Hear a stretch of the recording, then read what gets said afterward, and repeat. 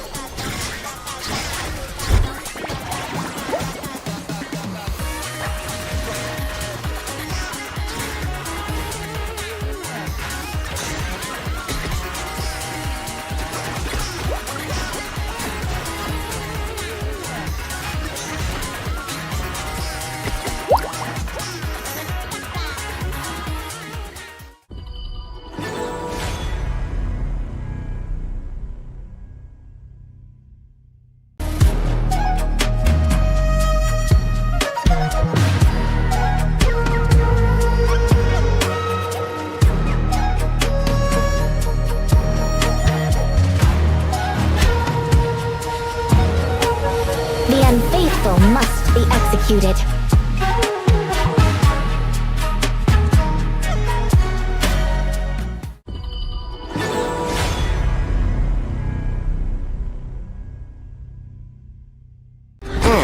Sometimes working in a different way can be the best vacation. Seagull Circle, predicting victory. Clean up the trash! Break the boundary between sky and sea. You're not welcome at my beach. Get them! Beach sweepers! Follow your orders! Let's go! You're not welcome at my beach. Go! The sea here is dangerous! Clean up the trash!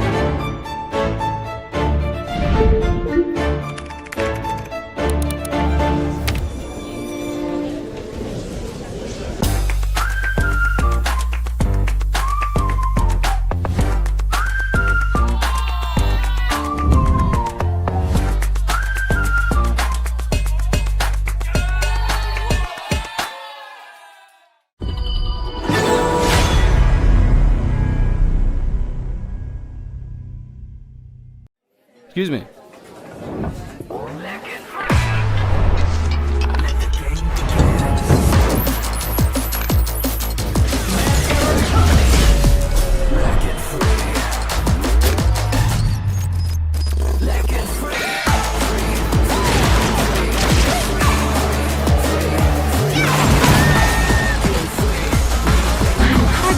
team. Another round. Sure, but how about a smoother phone next time?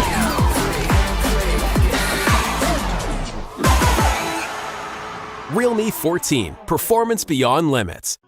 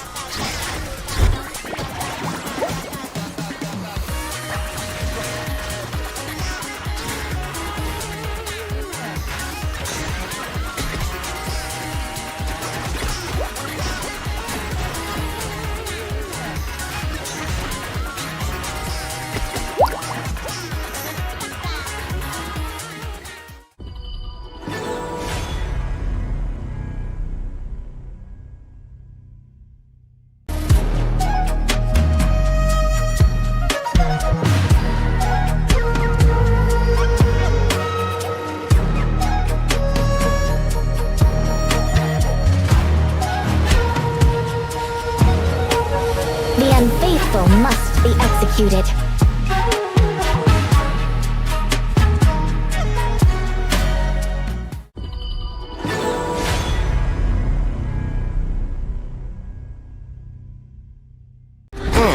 Sometimes working in a different way can be the best vacation. Seagull Circle, predicting victory. Clean up the trash! Break the boundary between sky and sea. You're not welcome at my beach. Get them! Beach sweepers! Follow your orders! Let's go! You're not welcome at my beach. Go! The sea here is dangerous! Clean up the trash!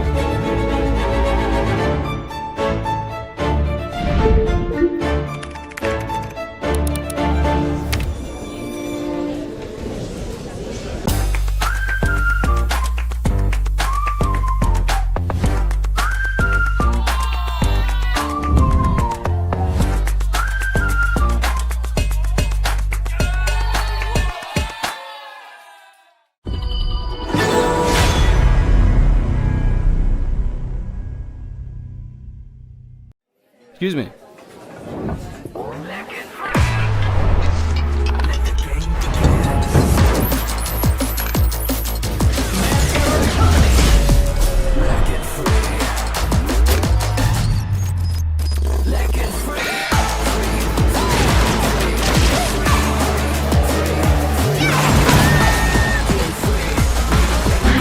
Sting stings!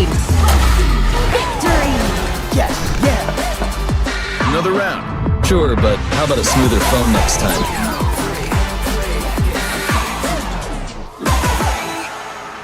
Realme 14. Performance beyond limits.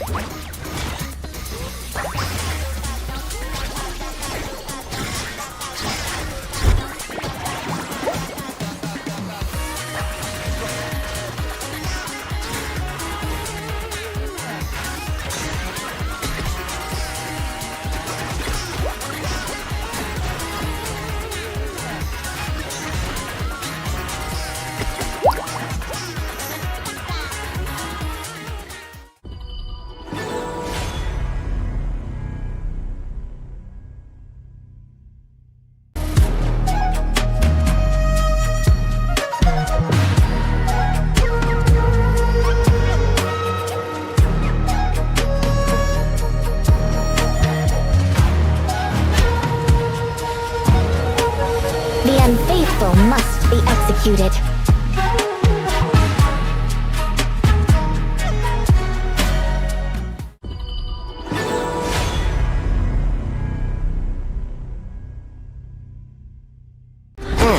Sometimes working in a different way can be the best vacation. Seagull Circle, predicting victory. Clean up the trash! Break the boundary between sky and sea. You're not welcome at my beach. Get them! Beach sweepers! Follow your orders! Let's go! You're not welcome at my beach. Go! The sea here is dangerous! Clean up the trash!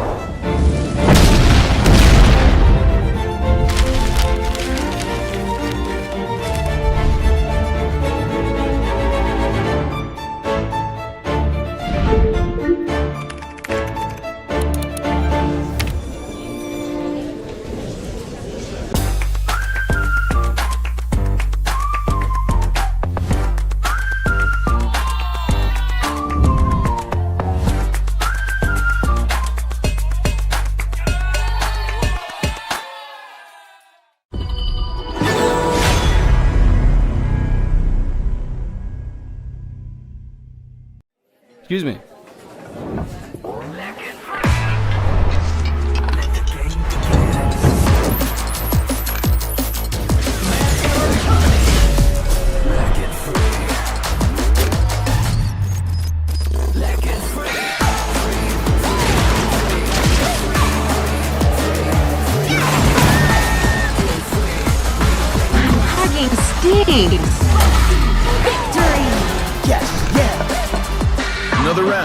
Sure, but how about a smoother phone next time?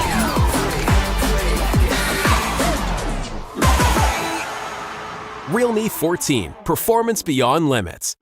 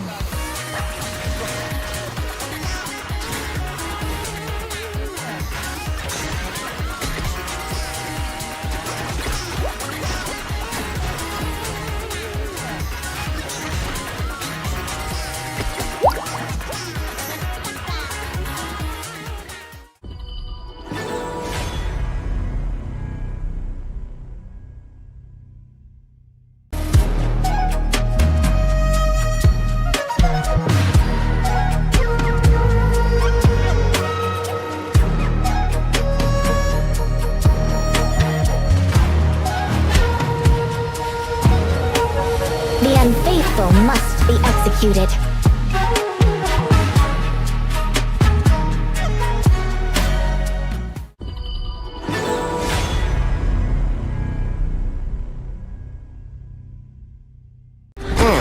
Sometimes working in a different way can be the best vacation. Seagull Circle, predicting victory. Clean up the trash!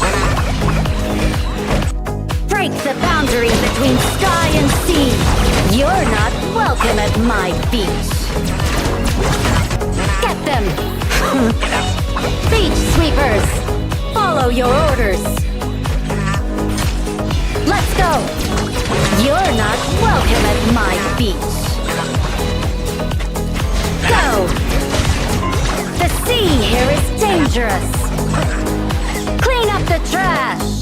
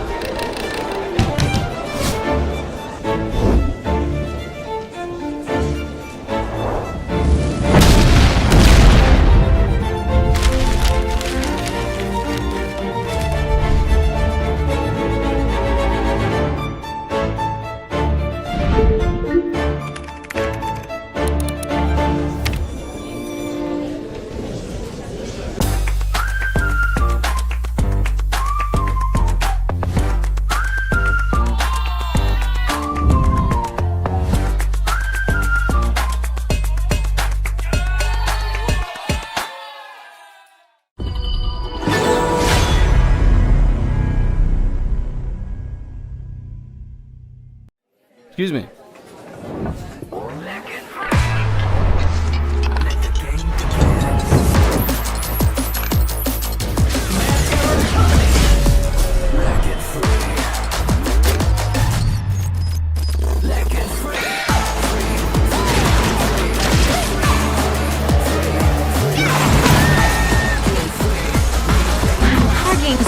Victory!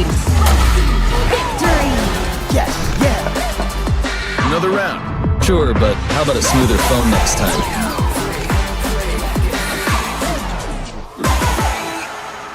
Realme 14, performance beyond limits.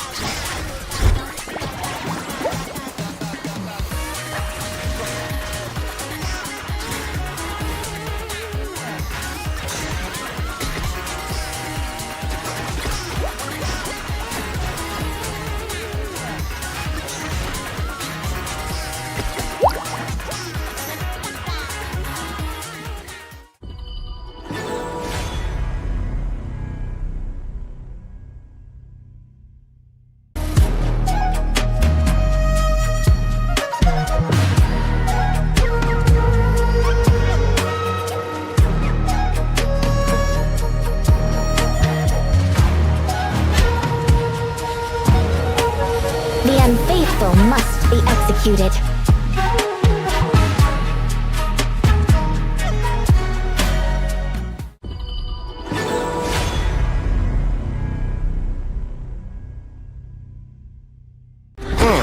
Sometimes working in a different way can be the best vacation. Seagull Circle, predicting victory. Clean up the trash! Break the boundary between sky and sea. You're not welcome at my beach. Get them! Beach sweepers! Follow your orders! Let's go! You're not welcome at my beach. Go! The sea here is dangerous! Clean up the trash!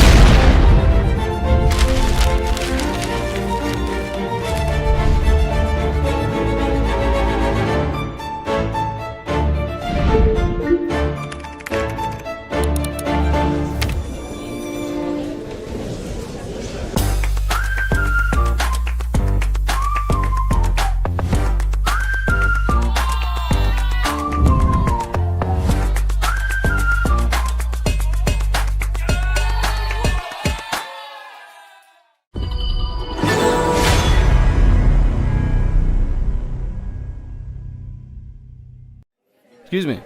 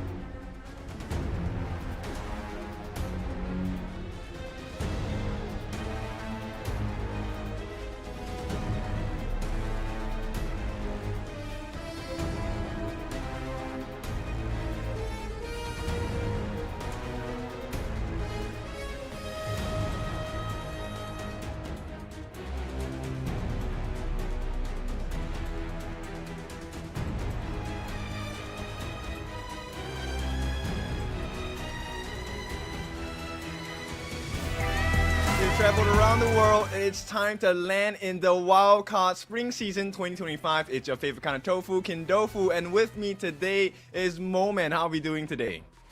Yeah, I'm feeling great. I'm very excited about today's matches because we're going to have two of the top seeds going against each other. Of course, we are here at the best of threes WKS Spring Season. They're still fighting for points. They want the top two seeds to secure the upper brackets for playoffs. Okay, so walk me through this past few days. Who are the strong ones? Who are the ones that need to improve? And what are you expecting today? Currently, right now at the top sits Fearless Esports Hong Kong, right? Fearless Esports Hong Kong and Paws Gaming as well. And they're both from the Chinese region, so definitely very strong. But when you talk about Impunity, they've only played one game so far. So that's why they're falling a bit lower in terms of points. But the rest of the pack, there we have it. It's these three and the rest of the pack. That's what it seems like to me. The rest of the teams have yet to prove themselves so far, but of course it is a round robin. There's a lot of chances to improve and pick up the other team strategies. Yep, I definitely have seen quite a bit of action between the teams. We've even seen Gui Gu to pick yesterday, right? I think it was Paws that kind of played it. So let's take a look at what's going to happen today. These are the standings so far, like you said. So Fearless, they are going to be at the top with 4 points, having 2 wins, no losses just yet, followed by Impunity, Paws, and so on and so forth, right? So at this point, I think we're going to have an exciting day. We're going to have actually Impunity and Fearless play as the last series of the day, if I'm not wrong. Yeah, they are going to be the last series of the day, ladies and gentlemen. So if you're looking forward to that, you can get a lot of codes in the meantime. Of course, for the first series of the day, we're going to have Ultra Rare Esports, who is at 4th place with their win from yesterday, going up against Team Max. And now they are up against Pro Esports from the same Cambodian region, right? But Pro Esports, I think they're a cut better than Team Max in their drafting, but their execution has been falling short. Currently 0 at 2, bottom at number 8. Okay, and we also have the See You Soon matchup against Paws Gaming. That one I'm really curious to see because Paws have shown themselves as a force to be reckoned with, right, at this point of time. So I'm curious to see what the See You Soon have in their bag. Is there an ace, a trump card ready for them to go in against the likes of Paws Gaming? Because I think, like you mentioned yesterday, I think they were coming in from an old organization, right? And they were pretty strong down there, and looks like that strength has not gone away. Yeah, Paws Gaming and Fearless Esports, right? They're both qualifier teams. If you think about the other 6, they're actually partner teams, so they have been in the league for a very long time. Meanwhile, Paws Gaming and Fearless Esports, well, coming in hot, but the stakes are very important here because at number 1, if you win the entire regular season and the playoffs, you get a ticket to KWC to represent your region on that international level. That's very important, right? End of the day, you get to travel to an international event, get to play with the big boys. This is the result they're looking for. But of course, we take it step by step. This journey is going to be a long one, but it's going to be an exciting one. Now, we're going to have Pro go up against Ultra Rare Esports. So far, I think every region has kind of developed their style of fighting, right? In terms of draft, you want to have fast game. But let's take a look at the audience predictions here. Very much supportive of Pro Esports at this point against the likes of Ultra Rare Esports. Do you agree? Do you not? Well, currently, they are both at a very even power level because I feel that Pro Esports, they have not shown much of themselves yet. Ultra Rare Esports, they have very good drafting skills, right? In terms of what they want to do in the map, they are very sure, but in terms of execution, they're falling. So Pro Esports, I would say, better at drafting, and Ultra Rare, just a bit better at execution. Okay, so execution I think is also very important. End of the day, we start off with the draft. How well of a composition do you build for yourself? Can this be a fast game? We have seen the Pei, we have seen the Jing. These are all big picks. Luna as well. And I think these are pretty big markers to tell you the pace of the game as well. And later on, maybe once we exhaust those assassin junglers, maybe we'll get the Algrins, the Dunes, the Menkeys, the tanks, and we'll see how they want to play those cards as well. Yeah, and of course, with that said, we are going to take a look at the teams who will be playing today. It is going to be Ultra Rare Esports from my region, Myanmar, my boys, man. In the Clash lane, it's going to be Y20, Kenny in the jungle, Lifo in the mid lane, Flick on that farm lane, and Law on the support. These guys, they're young boys, right? It's a new organization. They have a lot of things to show, and they come from a very strong region as well. Okay, so these 5 members trying to represent for Ultra Rare Esports, they need to get those points and they need to win it in style as well. Any one of these players that really stand out to you? Currently, I feel that Kenny, he has made a lot of plays, but Flick has been the most consistent member of Ultra Rare Esports so far. His spacing has been extremely good on the channel, on the early, right? Give him a marksman, he will perform. But on the other side, we have Pro Esports. Yeah, Pro Esports gonna be represented by Liang, Flying Ace, Lynx, and Sakura, as well as Maicha. So Maicha, right? Did I get it right? The support player coming in for Pro Esports. These 5 members, they have done a pretty good job of holding their own so far, but they need to do more than that today. They need to win. Yeah, and of course, it's not looking good for the Cambodian side, but of course, they have been playing against the strongest teams, like coming in hot. Day 1, day 2, they've been getting litmus tested against the stronger regions, the strongest of the teams. But if you take a look at the head-to-head, it's not going to tell the full story, right? Ultra Rare, they have only played 1 game. Like KDA-wise, yes, they did win. So 15, 10, 23, looking extremely skewed for the side of Ultra Rare Esports. Look, 1 series, 15 kills, 10 deaths, 23 assists. I think that's a pretty impressive result from the side of Ultra Rare Esports, especially as a jungler, right? So Kenny definitely gonna be put ahead in terms of this head-to-head. But this also speaks volumes about the team, because it is also the team that helps to set up situations, the fights, and maybe potential catches against your opponents. So for now, it looks like, based on the stats, Ultra Rare Esports, they will have a decent time coming into this series itself. Yeah, and of course, with that regular season, you're gonna play at least 7 best of 3s, and these are all global ban pick. So your hero pool is consistently gonna be tested. Other teams are gonna study you, what you're playing as well. For Ultra Rare Esports, they've shown their assassin jungles, right? They've shown that on Kenny. Pro Esports, they play 2 series. They show some versatility. They can play the tank jungle. They can play the assassin jungle as well. And heading on into playoffs, we're gonna have best of 5. We're gonna have best of 7s for grand finals. So your pool of heroes is very important when it goes later and later into the season. Definitely. I think at this point, you also need to bear in mind, right, for the teams itself, it's not just about the composition. We already talked quite a lot about this. The way they execute the draft is super important. I think we've seen some teams pick up very early game compositions, but fail to really put the pressure on, right? Stealing the camps away from the jungle, getting the first blood kills, or even just making sure that the turrets itself are helping them to be taken down and allowing them to have good wave management, which allows for things like the neutral objectives, that 4-minute tyrant, you know, the 10-minute shadow versions of it. But let's take a look what they are saying. Flying Ace. Oh, his words too late. Next. Okay. And for Lifo, I mean, left, right, no points. Good night, Pro Esports. Oh my, what heavy banter coming out for both teams. But as we said yesterday, right? Banter is just banter. You got to prove yourselves in the gorge. Because for yesterday, Kenny did say he wanted a clean sweep against Team Max, but they fell short. 2-1, man. Clean sweep. I mean, Ultra Rare. You got to stick true to your promises, man. Yes, you have to walk the talk, right? At this point, I think it's really important to put your money where your mouth is. Really just show up with the standards as well. But bear in mind, I mean, we have just started the regular season, so I'm pretty sure there are some thieving issues in this point, making sure that the synergy is okay, communication is okay. Once they figure all these things out, the little nuances in the team fights and map rotations, I think we'll see a much more better performance from all the teams here in the Wildcard series.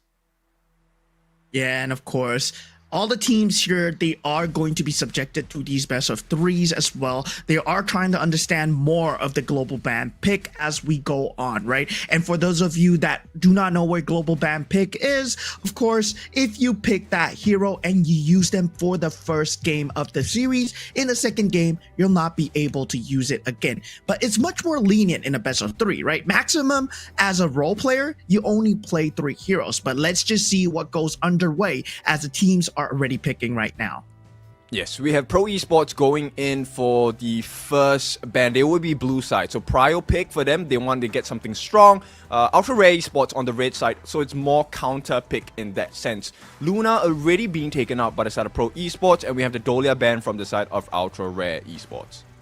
Yeah, Dolia really showing herself, cementing herself in the top ban spot or the top pick spot, especially in this meta right now, because the Celestial Melody is so good at pairing with a lot of other heroes. The ability to just refresh your ultimate. And Luna, a very niche pick, seems to be a very strong ban option, because for now, she's 100% banned or picked currently till today.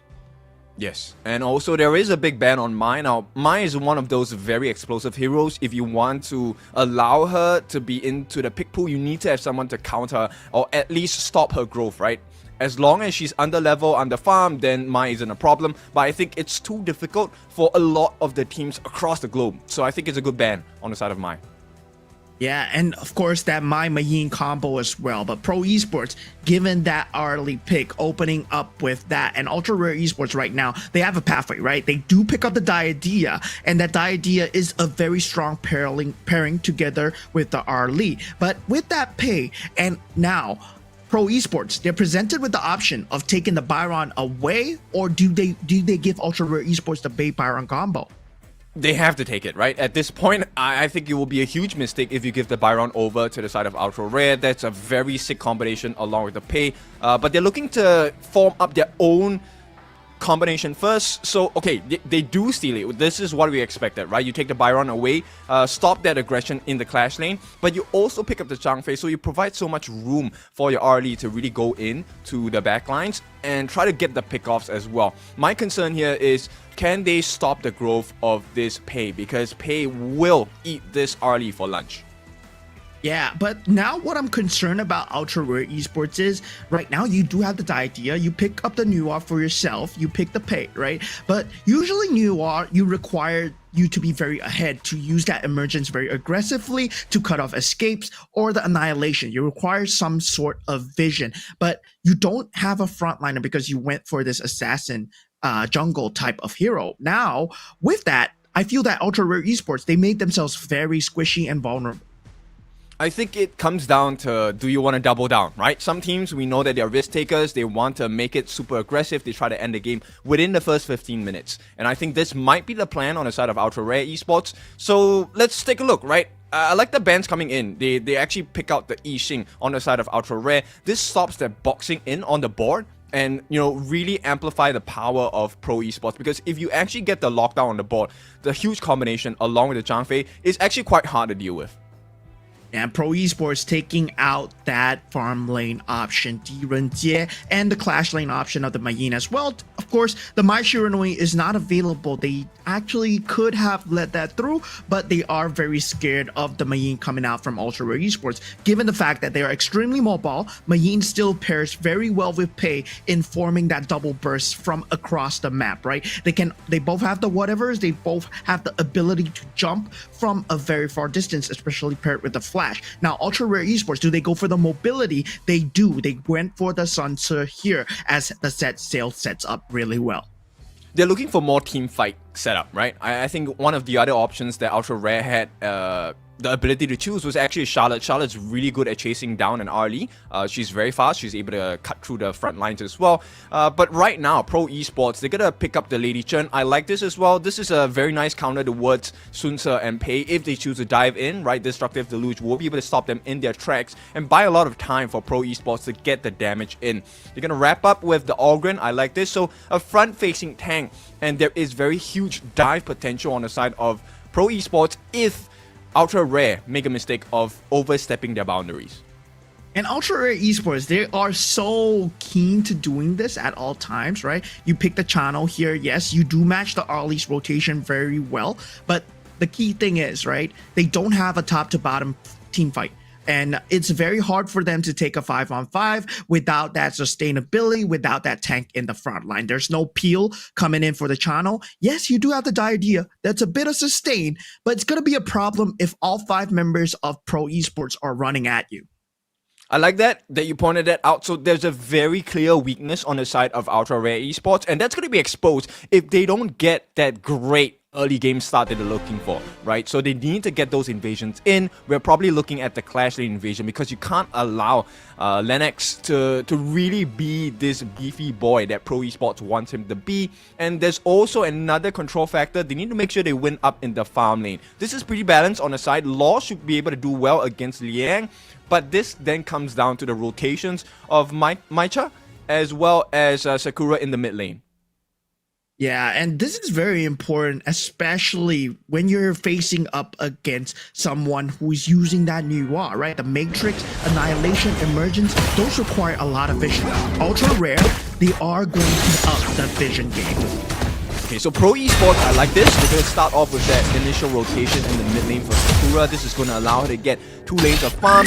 Not really full 2 lanes, but just a little bit ahead of Flick, right? So at this point, there should be a level and EXP lead for the side of Sakura that it's going to help them, stifle the growth of the aggression on the side of Ultra Rare Esports. Yeah, and Ultra Rare Esports, we've seen this before, but you will see it again. And they are a newly formed team, but acquisition of new players, right? Now, this is a region that has Impunity. And of course, hopefully, they've been scrimming with their bigger brothers. They've been scrimming with the bigger teams in that league as well. And hopefully, something has rubbed off on that. I think it's important to play with teams that are better than you, right? I think when you go up into the pro scene, it's very important to get all of these information, learn from the best. But in order to learn from the best, you have to play with the best as well. And Pro Esports, of course, we all know the name, but definitely a lot of roster shifts coming into the spring season as well. But definitely already a mid-skirmish going on. The idea, able to find a catch onto Flying Ace, but he is an Ogren after all. The set sail was not able to be used in time, going to go back to the top lane. Ultra Rare definitely wanted to get that kill before Lennox was level 4, right? But one more try. Yeah, Emergence will be used by Lethal very aggressively here. They do have the man advantage. They get the first blood onto Sakura, and that's going to be the Arlie down. And Kenny, he's going to have a field day, especially against that Squishy. So nice job, Ultra Rare. This is what we need from them, right? If you're looking to take a lead in this game, you have a composition that requires you to have an early game presence. This is exactly what they need to do. 7.6 thousand, close to more than 1,000 gold ahead so far.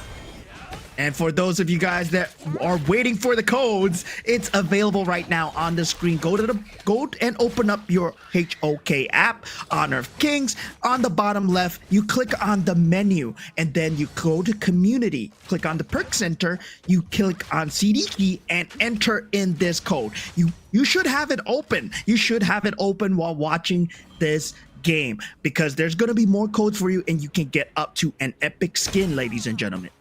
Talking about epic, this is going to be a little bit more difficult for the side of Pro Esports because Sakura just hit 5. That EXP differential is pretty big. Flick is already half a level ahead. And once we hit that 4-minute mark for the first Tyrant of the game, I think this might be a very difficult fight for Pro Esports.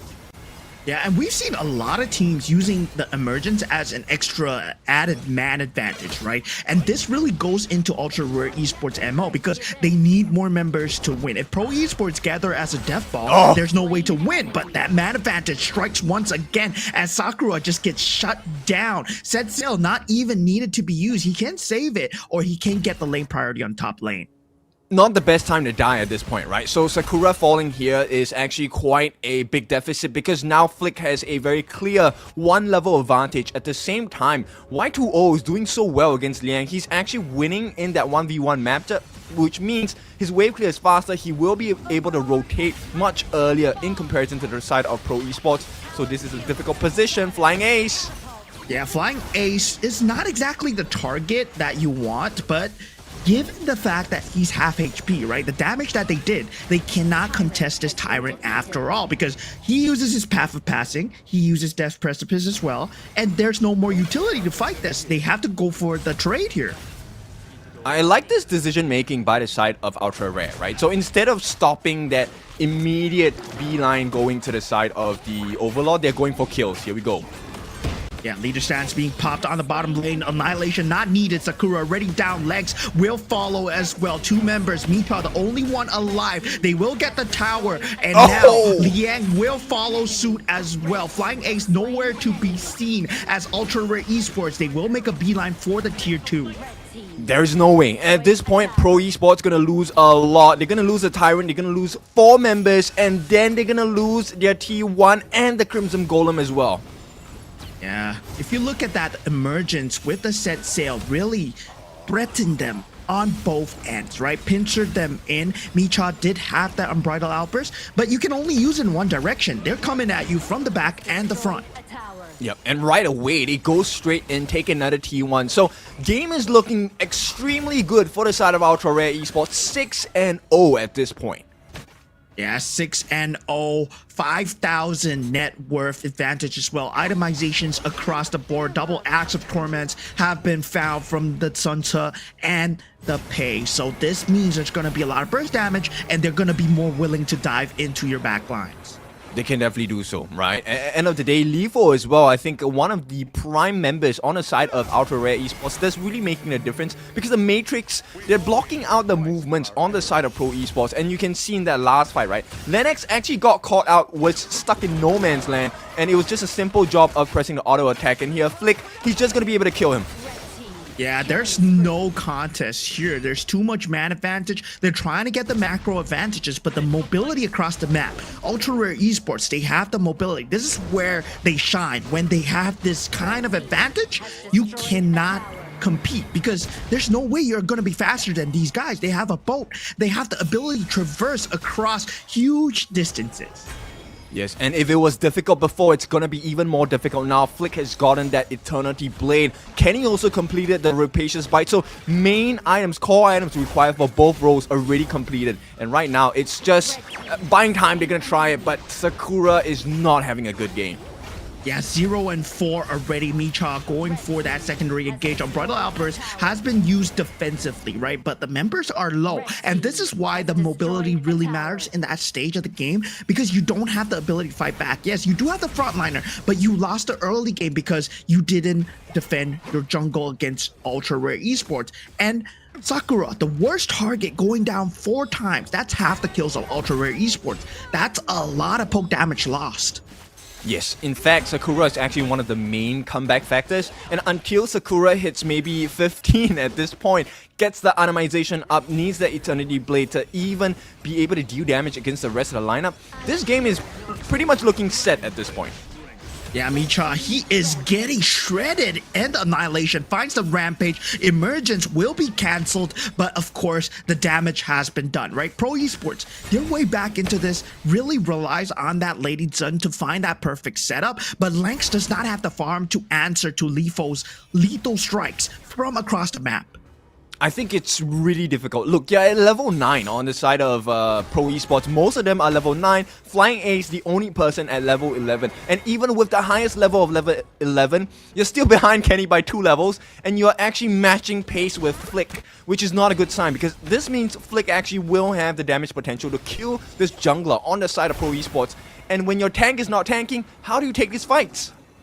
Yeah, there's going to be a lot of shred damage with the net worth advantage that they have. Already 10,000, it's going to be even more, right? They're going to spread their advantages, try and take both the Overlord and the Tyrant. Given the fact that they have the map control, they are pressing the advantage. They know that they can see Pro Esports in the base. Their vision gives them this advantage. The gold differential is so high, 7,500 going into the hands of Kenny. But the more important one, 6,800. This guy, Lifo, has the Tome of Wisdom. This is the highest damaging item in the Mage kit. And right now, Liang might be caught out. He needs to get vision, but he needs to not die.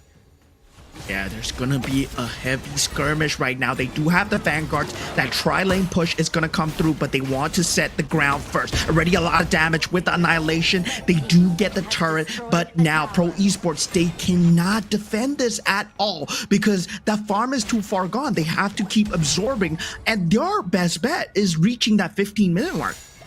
There's very little chance at this point. They have to find some miracle play here. Maybe something to get Flick off of their backs. But for now, it is all Ultra Rare Esports.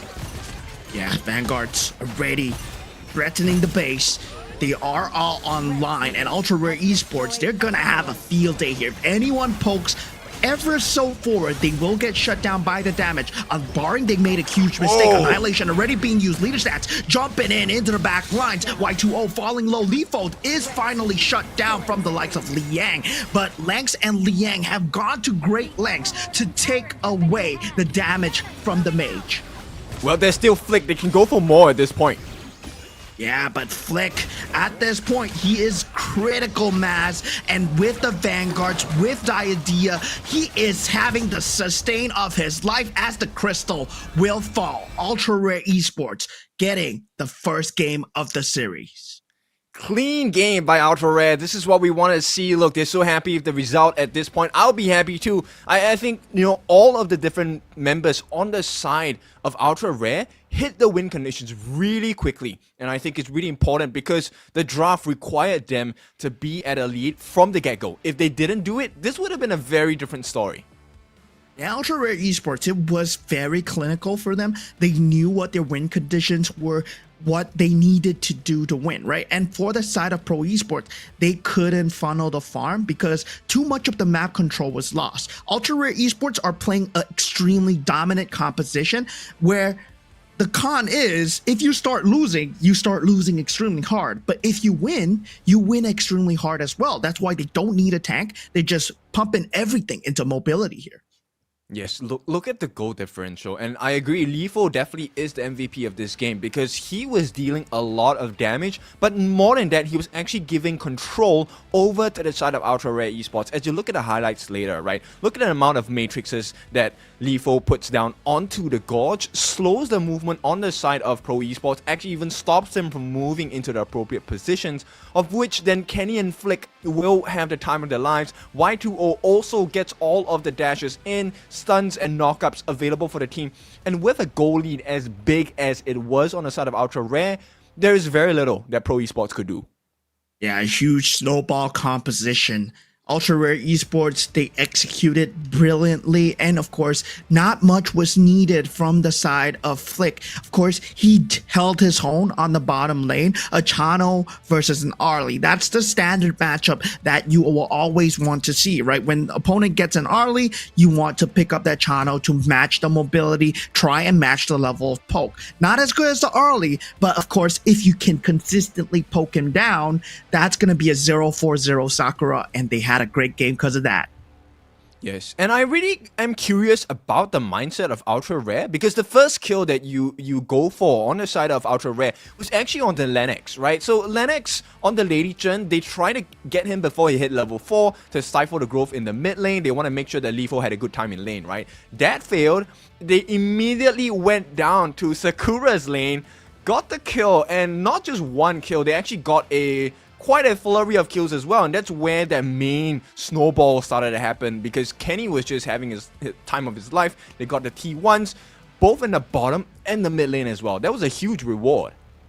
Yeah, and I gotta say, right, I really agree with what you said about Lifo being that MVP, and now that you see the damage, 75.7k, it all started with him, right? His usage of emergence is always to a point where you have that man advantage at every single point in the game, because at that point, Pro Esports, they want to absorb, they can't fight back because you're going to be facing 2 to 3, and if you take a look at the goal graph, it's a direct tangent just down into the red zone and 11.1k at the end. But all that matters is there were no spikes. There's no hints of a comeback coming up for Pro Esports because Ultra Rare Esports, their rotations were just that good. The decision making was a lot better, right? So instead of actually, after they took that first tyrant of the game, they didn't bother to even stop Pro Esports from taking that corresponding Overlord, right? They just went straight for the kills. And this is actually a more painful decision for the side of Pro Esports, because the fact that they gave away the kills, it already stifled their growth. And then Ultra Rare was able to take more turrets and more kills after that, so enhancing their own growth and putting Pro way behind. Yeah, Pro Esports, they were going for an honest team fight. They wanted to fight the honest team fight, maybe a 5-on-5, and that 5-on-5 sadly was never found, right? Their draft was totally red from the side of Ultra Rare Esports. And of course, when you go up against a draft like this, I mean, what could you do? You need to absorb, you need to project that number of ganks coming in. And it's very hard to do that, especially when Lifo, the MVP of the game, damage 38%, scoreline 4-1-6. Emergence usage was perfect. There was not an answer. Insane. 38% of your team's damage, that's insane. That's a rare stat in all of the different pro leagues across the globe in Honor of Kings. And right here in the wildcard series, we have a special guy, Lifo. I like the fact that they complemented his strength so well. And now, because this hero has been picked in game number 1, as we head into potential game ender, series ender for the side of Ultra Rare Esports, let's see, right? What else do they want to play? Do they want to continue in this winning style of early game pressure?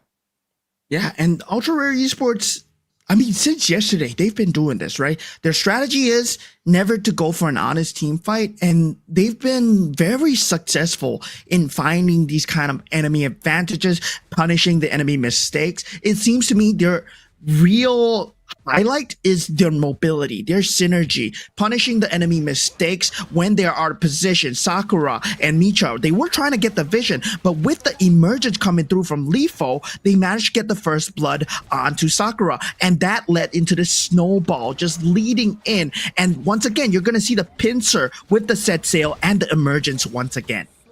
Yeah, so very clean execution. This is what you want to do in the team fights, right? You have the whole team share the damage taken from the tower itself, and just for that little bit of luck and the passive as well, Y2O was able to get that sustained in that last basic attack, allowing him to survive. And when you have all 5 members who are alive without dying and you get all the different kills, that snowball potential is so huge. Yeah, and that last-ditch effort by Liang, you saw him going, taking out Lifo. This should have been done much early into the game, right? When Lifo was actually trying to emerge in, he needed to have that position to actually counter-engage. But Lifo made sure that he's always present. He has that awareness on the map before I go in. So this is a much better team play coming out from the side of Ultra Rare, because honestly, one of the big win conditions on the side of Pro was the fact that if Liang as a Byron was able to come back into the game, he would have been in a turnaround condition besides the early, right?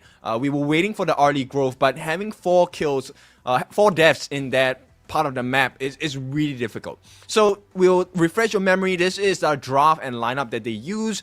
Sunta with the Nuwa and the Pei along with the Chano and Diadia. Now this is a high risk, high reward composition. There is not a lot of tankiness, but if you get that early game growth that you're looking for, this is the result you will get.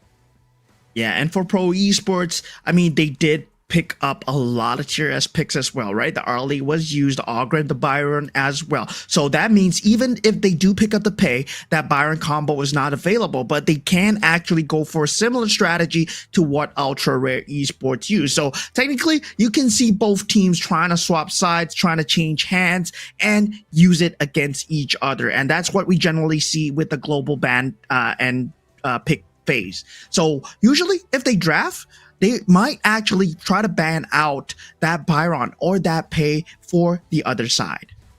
I think we will still see the Mai bans, right? Definitely Mai is going to be banned, and then we're going to have the Diadia ban as well. I think these are all big picks that will not be allowed. The question is, are we going to see those Assassin Jungle bans, right? We have seen the Luna ban. I think it's a pretty prominent one across all of the different leagues in the world so far. I think Luna is definitely one person we have to be really careful of. But we have also seen the Jing picks and Jing bans. I'm curious to see if this region is going to show some love to these heroes as well. Yeah, and yesterday actually, Ultra Rare Esports, they did play the Jing, but they didn't find that much of a success, right? The mirror domain was used, reflection, I mean, very good usage of the mirror domain, but it was very easily shut down by the ability of them just having that Princess Frost. And we see that, yeah, in these regions, Princess Frost has become a great answer, using the Winter is Here to shut down the mirror domain and ultimate for an ultimate. And if you shut down a squishy hero like Jing, that might be the answer. I'm really curious about how this region is going to play the cards, because we have seen combinations like the Pei and Byron already showing up. We didn't manage to get to see the Princess Frost and Liang yesterday. I believe there was one series, right? They picked up the Liang, or they picked up one of the two, and the other was banned out. So I think the teams here already know what the standard drafts are like and what are the big combinations. But Pei, right away, going to be banned out by Ultra Rare. Yeah, and pro esports, I mean, definitely they need to be scared of Ultra Rare Esports mobility. So if it is played right, they are going to take out the mobility characters in this banning phase here. Arlie being one of them, because of course, for pro esports, they have expended the pick already. They don't want to give it to the side of Ultra Rare. Yes, now this opens up the series heroes like the Lung. Mai has not been banned out yet, so maybe one of the two teams is considering it, which at this point would be heavily in favor of Ultra Rare, but they say no Mai first, we will want to not deal with that burst damage. Yeah, and pro esports, I mean, if they want, they should ban out the Luna here, because Kenny will probably want to pick that up. He is known to be a very, very showy and flashy player. So if he gets the hands on that Luna, he probably will want to pilot it. Now, with that Zhang Fei Pan, Ultra Rare Esports, they can go for that mobile lineup with the Luna in the first pick. Do they want to? I mean, on this side, Pro can definitely just pick up the Liang to really, mess with the Luna pick or even with the Jing pick, right? No, they will go for another combination. This opens up so many doors. Dolia, you could go with the Elaine Dolia combination. You could also have the Dun come into the picture. So very stock standard draft options for the side of Ultra Rare. Yeah, and for pro esports, like you said, they do have the Lung available, very safe with the infinite fastness as well. If they want to add on to that level of extra sustainability, they can go for it, but they go for something different. That Dharma is going to be really good for the hands of Ultra Rare as well. Like double truth mantras is something very scary to deal with, so that deny pick is actually really good. Yes, it is. And look, Pro Esports, this lineup is actually pretty decent, because even though it's just two picks, these two picks are very independent. So the Lung doesn't need as much protection. Pro Esports can draft a little bit more risky, a little bit more damagey, or even at this point, maybe go for an assassin pick in that jungle as well. Yeah, Ultra Rare Esports going for the stock standard Direnzier together with the Lady Zun. And that means, right, the Imperial Order, you can refresh that with the Celestial Melody. So definitely it's going to be much more of a threat. Trying to CC down alone is very hard, but if done correctly, I mean, Ultra Rare Esports, they have that pocket of timing. So I can see the play coming through from them with the zone control coming out from Lady Zun. Lady Zun is very good at zoning out spaces that are close to walls, and Dharma loves playing near walls. At this point, it really then comes down to the jungler, because Ultra Rare Esports, the reason why they pick up this Direnzier is because he's one of the few marksmen that can go for the tank build, still deal damage, which means he's able to survive against the Sakura Long first few Flaming Palms, right? Long extended team fight, it's just who has better positioning. So right now, Pro Esports, the fact they have a Dharma, I think is looking good for them right now. And they know about this strat, so they ban out a Dun on the side of Pro Esports. Yeah, that means that will be that crucial frontliner gone. The Unruly Blade, really extremely scary to deal with from the side of the sustainability. Ultra Rare Esports, they have the Dolia. That when you pair that with a Dun, it's just that stock standard of them having just an unkillable combo. And right now, Ultra Rare Esports with a very interesting ban. Take out the Lianpo, and of course, it provides a lot of disrupt into the hearts of Ultra Rare Esports, right? With the Tremor Smashes, it is a lot of disruption factors. They don't want that. And Pro Esports, I mean, if they really want to go with something along the lines of having that disruption, they can go with a lane, but they actually ban it out. Yeah, no way. As Pro, you will never give them the Elaine. Elaine with Dolia, it's a combination that's really scary because it's a two-hit composition, right? You force out the Infinite Vases from the Lung, after which you get the chase down again, and then you can go for the kill. So it's a very potent combination. Pro Esports knows that they don't want to deal with that. The question now is on the side of Ultra Rare. They ban out the Lianpo because Lianpo creates situations where Lifo might actually miss his ultimate as a Lady Chen because of the disruption. It also buys a lot of time, forces Flick to use his second skill pretty early. And Pro, I like this. They go with the Luna. This is a very scary composition on the side of Pro Esports. Yeah, Pro Esports, like you said, they're all very individualistic. The only one that needs to play the spacing correctly is actually the Nuwa. So Ultra Rare Esports, they can set their sights on the Nuwa if they want, right? Just bring the hate on to Linux and make sure he doesn't have that great game that Lifo had. Luna, Dharma, and of course Lung, they do have a lot of mobility, but now the same problem is they don't have that front line. And Ultra Rare Esports, they go with the Luna Jing. I mean, Luna versus Jing, this is gonna be a showdown of skills. Yes, so damage for damage, right? Blow for blow. This is really exciting. This is really like a boxing match, right? So it really then shows you who's better at weaving, who's better at getting the uppercuts in, and it really then dictates the amount of camps you steal is so much more important. Now, last hits in your lane, and even the lane rotations if it's necessary. Now, I don't think there will be lane rotations because the movement speeds of these two heroes are too slow to do it. Maybe they can try it on the side of Ultra Rare, right? Because I think on the side of Lifo, he doesn't need as much farm, but Pro, they come in with that last control hero, the Mortar. I like this pick as a support. It's quite damaging to the side of Ultra Rare. Yeah, the Cannon Barrage provides a very clean setup with the spacing that you need from the Nuwa as well. You can position yourself with things inside the box to actually your Nuwa very well. And this is a great pick. Great draft coming out from Pro Esports. But as I said, their drafts are always great. It's just their execution has been falling short. And Ultra Rare Esports, they shine in execution.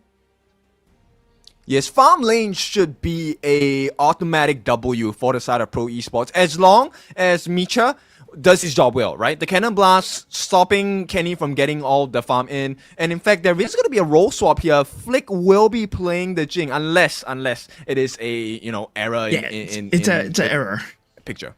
Okay. Yes, So Flick will be on the Renjie. Yeah, Flick is on the Renjie, and yeah, of course, you can't trust everything you see on the internet, but you can trust what you're seeing now. So of course, now we do have number 2. Y20 already in a lot of trouble. Byron overextending here, and with that lane swap, Pro Esports, they do get the first blood.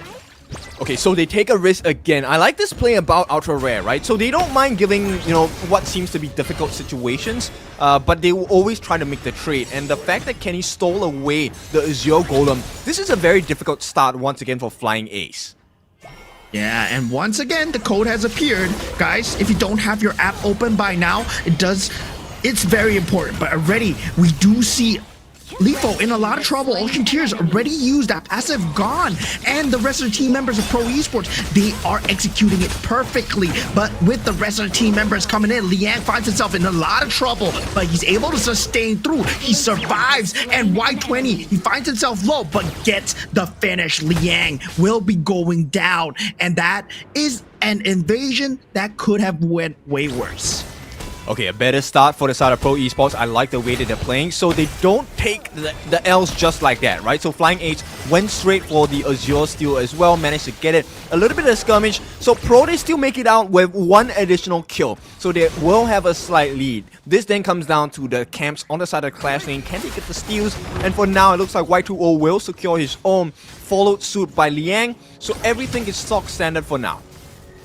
Yeah, everything is still looking dandy 50-50 when terms of the net worth, but for Pro Esports, they have a lot of ease of execution in terms of setting up, right? The Cannon Barrage provides 3 times you can just shoot, and maybe if you get a pick, you do get a pick. But the Troop Mantra found on Lifo, he's not having that ability, but the Mirror Domain finding the pick, and now Kenny, he finds himself very low. He is very squishy, and this Jing, well, he gets a trade. I don't think that's gonna be worth it for Ultra Rare. It's definitely not. He loses his buffs as well, and this is why Micha is so useful as the mortar, right?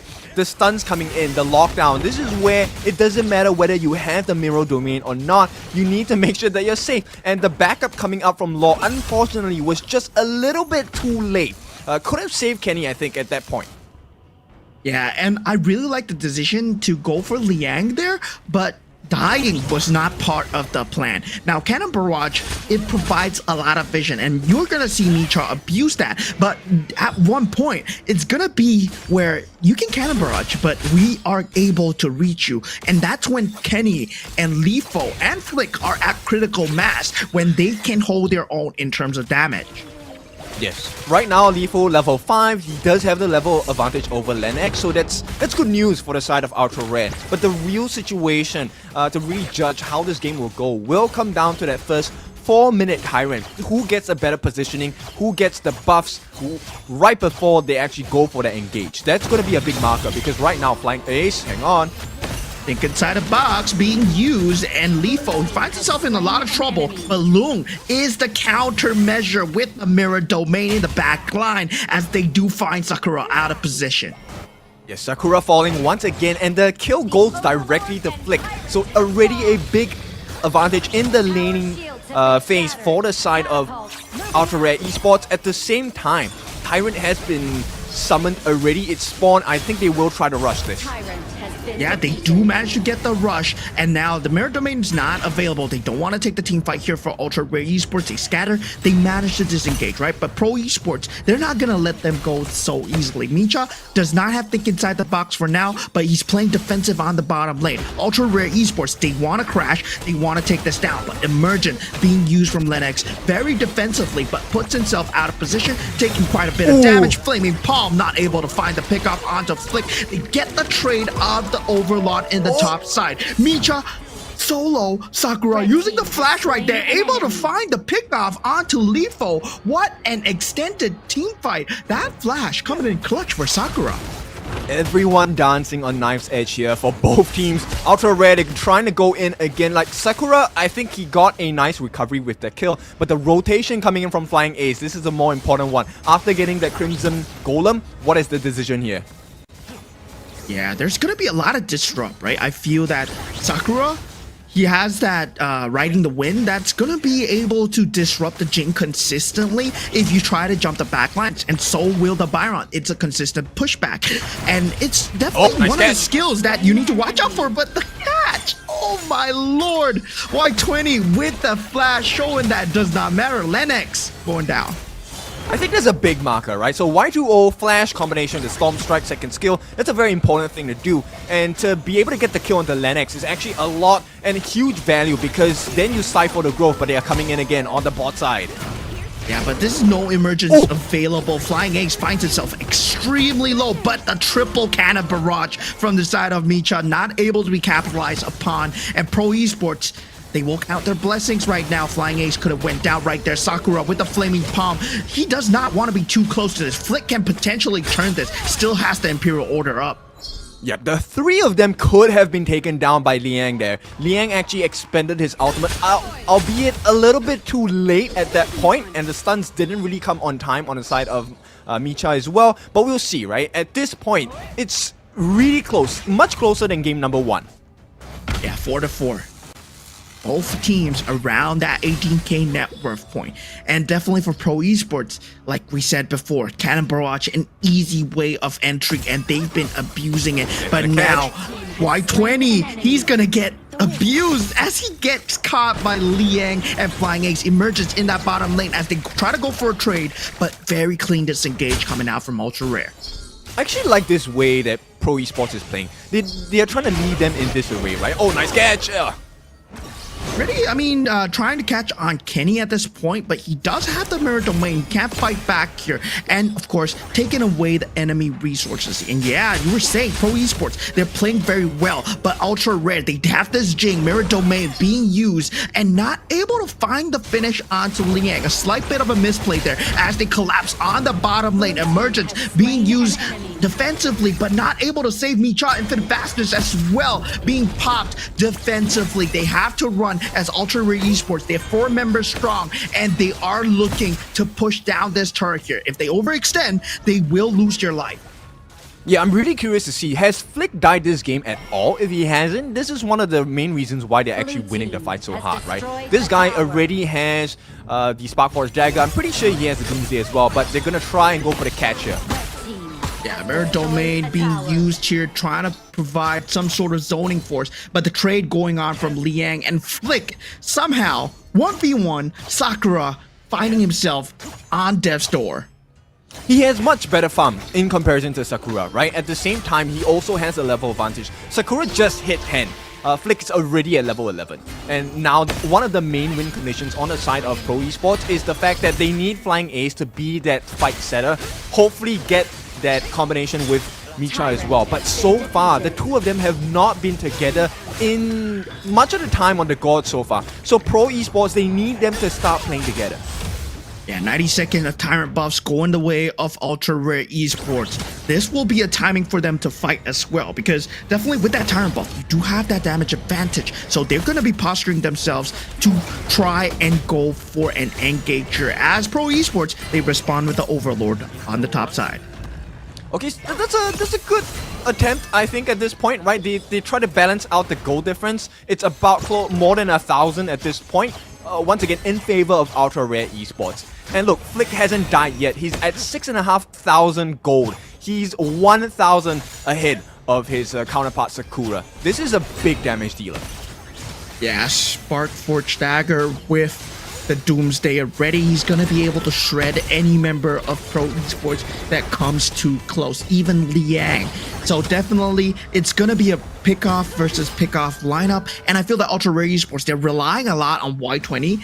He needs one of those flash engages again. And already, Liang, he's in a lot of trouble. Mirror Domain is being used, but he has a flash away and clears the creeps in time. But this emergence here, not able to save Luna, Flying Ace going down, Annihilation, not able to catch anyone. But the shutdown coming in from Liang onto Flick. We were saying he's alive for so long. Finally, Pro Esports, they strike back.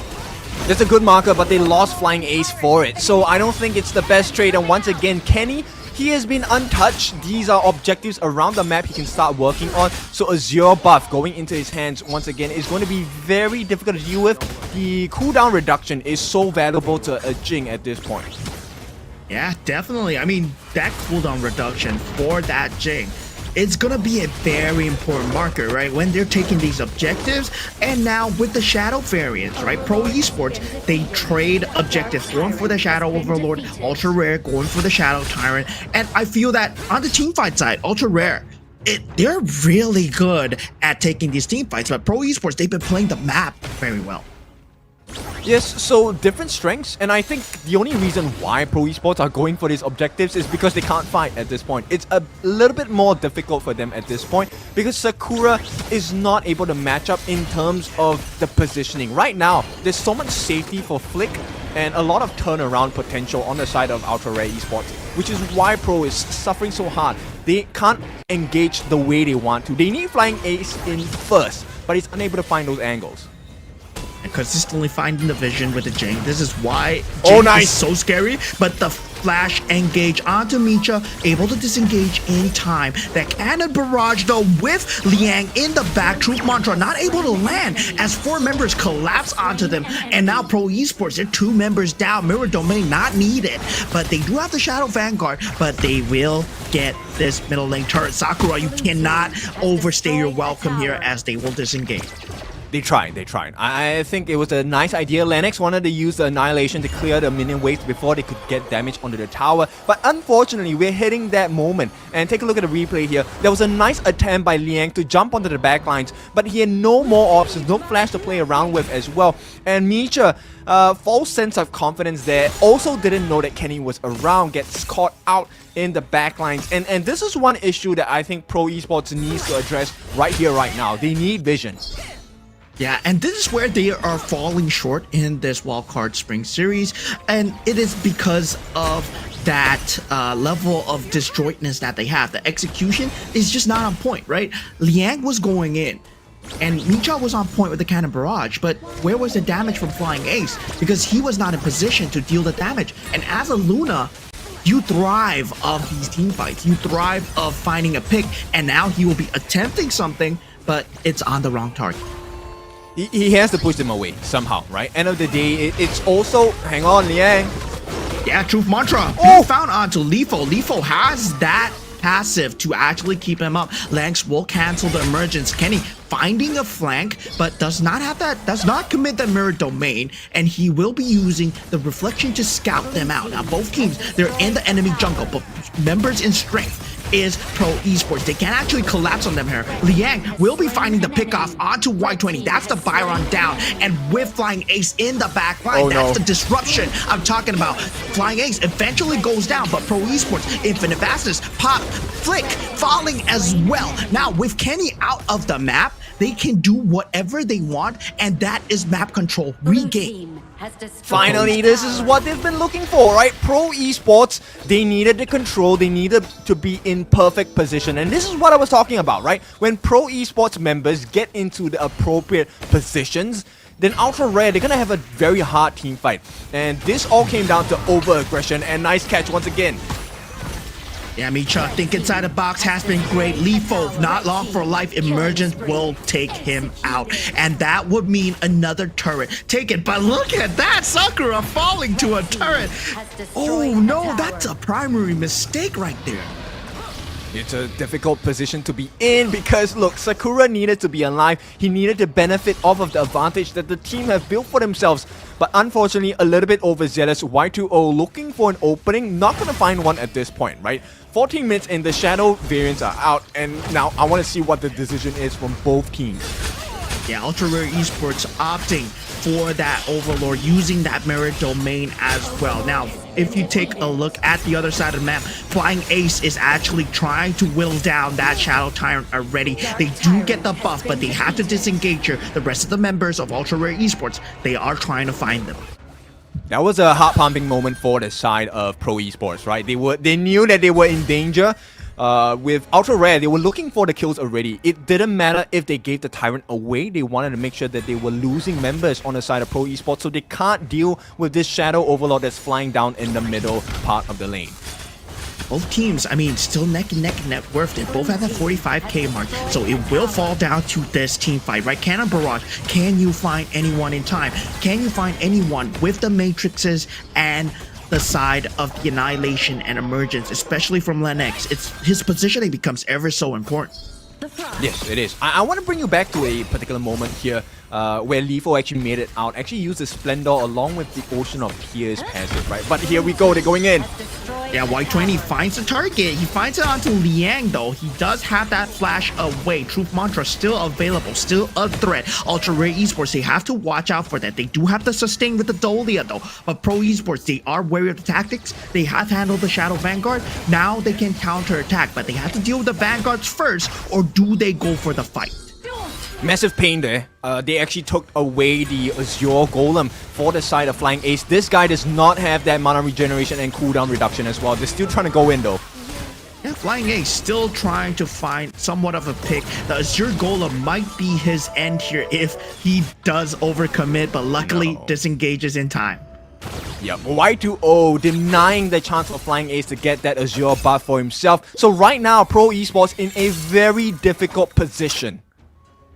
Yeah, Pro Esports definitely right now not looking too good, not looking too hot. Ultra Rare Esports, they have a handed control of the map, but Pro Esports, they always have that fallback factor that they have more control. But if they keep catching Liang like this, because Y20, he's on the job right now, Liang able to get out, and this puts Micha out of position. Now, Micha going down, that's huge for the side of Ultra Rare Esports. That's a huge lockdown gone. Yes, a lot of disruptions going to be not available for the side, unavailable actually for the side of Pro Esports. And right now, their only saving grace is that Y2O does not have flash.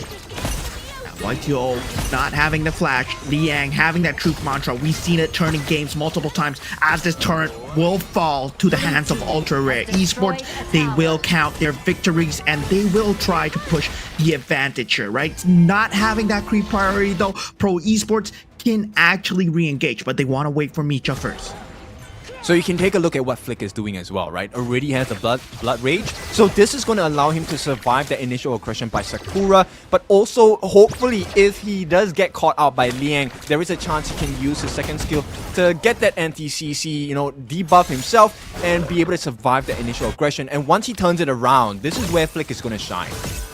Yeah, and Micha once again out of position. Think inside the box, not able to save him. Annihilation has been expended as well. And those are two key spells needed for the team fight. Now, Ultra Rare, they are going to count their blessings. They have now even more control. Definitely full of control at this point, and with the Shadow Overlord, this is going to be a big marker of success for the side of Ultra Rare. We're 18 minutes in, closing into our first ever Tempest game today, but I think the game might end here if they manage to catch up another straggler on the side of Pro. Yeah, Flying Ace trying to provide the vision factor right now, but stun, he still has that mobility, able to get out. That now, Shadow Vanguard, right? Very interesting. Will they get any more turrets here? They have to, right? At this point, Pro Esports, they have one big win condition. That's Liang. He does have the flash, does have his truth mantra. If he gets a perfect ultimate down, that could be the turning point. Yeah, Radiant's already being used. I mean, at the bottom lane, Liang, he does get away. Still has that flash available, but the turret eventually falling. Matrix not able to find, but there's a lot of poke damage coming out for Pro Esports, but there's a lot of sustain for Ultra Rare. And ladies and gentlemen, in 1 minute, if it hangs on, the Tempest Dragon will be out and about, but the Vanguards come first. They still have the Vanguards to deal with. Pro Esports right now, the last turret, the last bastion of defense going down. Crystal now under threat. Pro Esports, can they hold on here? Truth Mantra still available, but Mirror Domain also available as well. Now Flying Ace trying to entry on the top side. Y20 will respond. Flying Ace in a lot of trouble. Mirror Domain has been used. Now Sage's Sentry has been popped on Kenny. All members still alive, but Flying Ace and Liang and Lennox and Micha going down in quick succession. Now Pro Esports only has Sakura left, and he tries to hold on. Splendor is being used by Lethal, but he is 1v2 right now versus this mage, and support will not be able to defend. Ultra Rare Esports take the series 2-0. A nail-biting moment for the side of Ultra Rare Esports, but they still do it. They take it 2-0 against Pro Esports. What a performance today. Yeah, what a performance, what an execution by them, and definitely a well-deserved victory, right? They are still undefeated. They might not have the most points, but finally, they get a 2-0 victory, and that's going to net them another 2 points. So currently, Ultra Rare Esports, they are at 3 points. I like the growth on the side of Ultra Rare Esports. Pro Esports, of course, a few lessons to learn. We were looking for that win condition for the side of Liang on that Dharma. Did manage to get 3 different people with the Truth Mantra as well. But unfortunately, the extra lives coming in on the side of Flick and Kenny and Lethal were just too much to handle. Yeah, and it's all about that level of communication that I feel that Pro Esports does not have, because every time Micha or Liang or Flying Ace are looking for a pick, they are looking for it alone, right? They're not doing it together as a team. And that's what I felt set the difference between Ultra Rare Esports, because every time one of the team members was out of position from Pro Esports because they were looking for a pick alone, they just got shut down. I think they took the independence route a little bit too far, right? I think, yes, you have very independent heroes, but you still need to work together as a team, right? Micha, unfortunately, was not able to find those openings for the team, and this made Flying Ace's life quite difficult because he was about to go in blind, and you could tell, right? When he goes in blind, it's a very dangerous situation for the side of Pro Esports. Yeah, and at that point, their lack of frontliners really just damaged them, right? To the fact that, yeah, there's no one you can have to tank the damage, so you have to still be divided but united at the same time, right? If you're taking one side of the map, you gotta go for another side of the map or try and find a flank and go in together. They couldn't find this timing at all, and we see that a lot of truth mantras were used, a lot of think inside the boxes were used, but still, it was not used together with the team.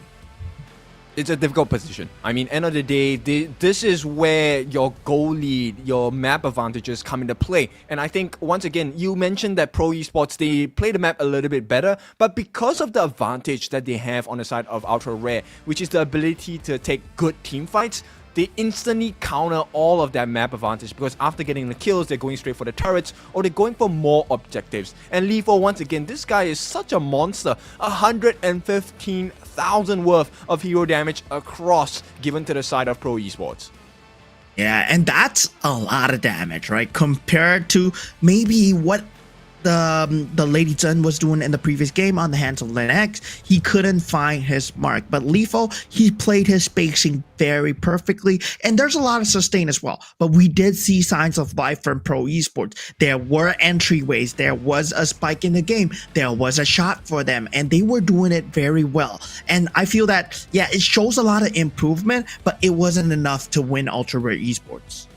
Yes, difficult position. I mean, this is one of the reasons why this Lethal Lady Zhen pick is so good, right? Because on the side of Pro Esports, they need everyone to dive in, think inside the box. All of this crazy markers.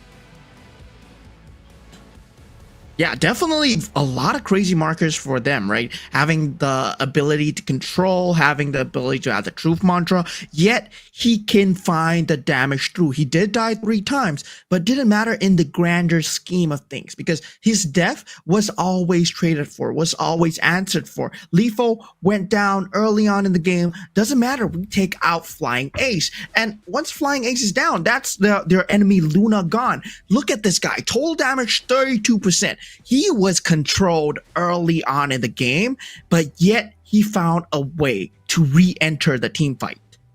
Yes, a lot. And I think we have to highlight the way that this guy has pretty decent mechanical skills as well, right?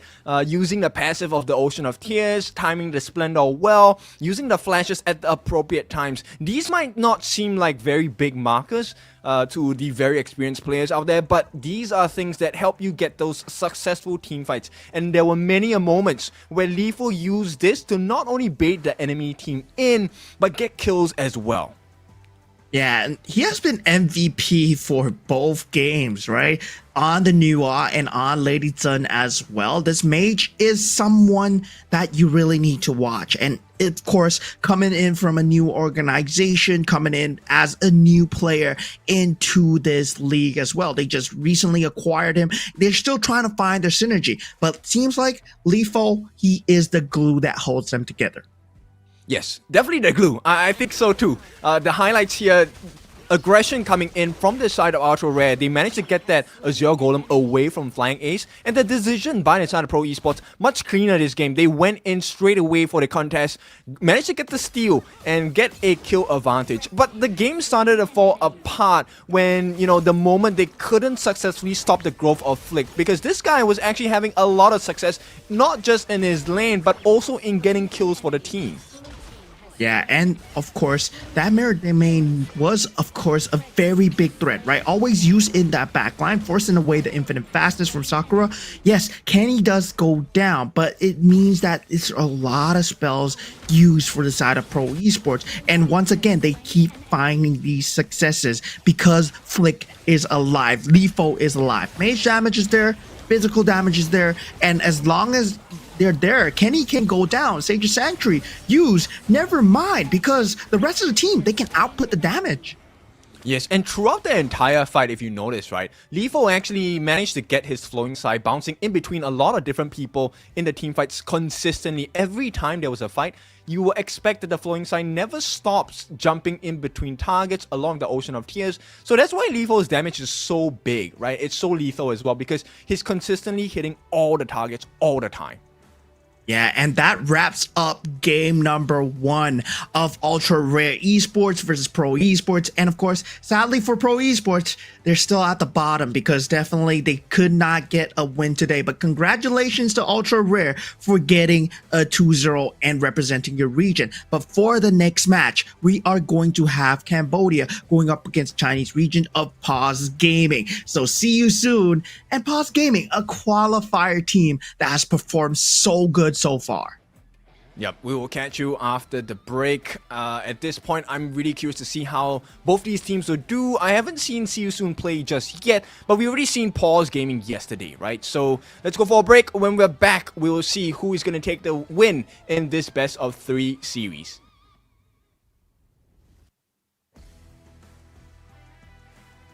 Oh, no, not yet. Okay, let's talk about it more then. Yeah, I mean, See You Soon, if you think about it, See You Soon, they are a very good organization, right? See You Soon, they have been a household name as well. And meanwhile, for Paws Game, they entered through the qualifier. So they have a lot to prove. They have a lot of fire in them. And I feel that for Paws Gaming, they've been taking games very cleanly. But of course, like Kin said, we'll only find out after the break. So we're going to head for a short break and we'll see you guys later on.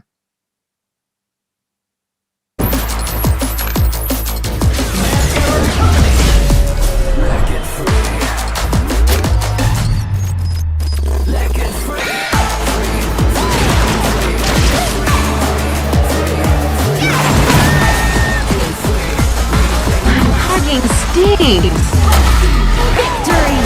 Yes, yeah. Another round. Sure, but how about a smoother phone next time?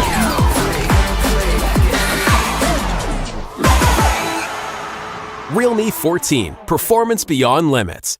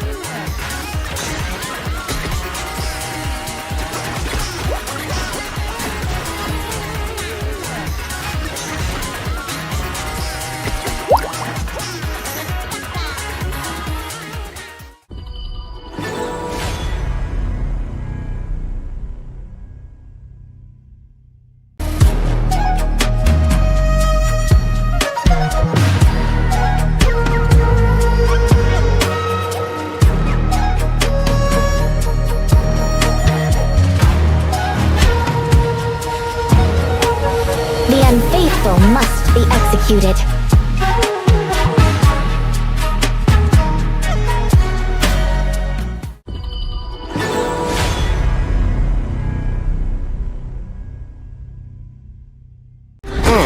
Sometimes working in a different way can be the best vacation.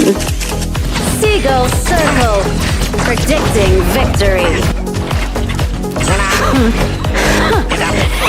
Clean up the trash! Break the boundary between sky and sea. You're not welcome at my beach. Get them! Beach sweepers! Follow your orders! Let's go! You're not welcome at my beach. Go! The sea here is dangerous! Clean up the trash!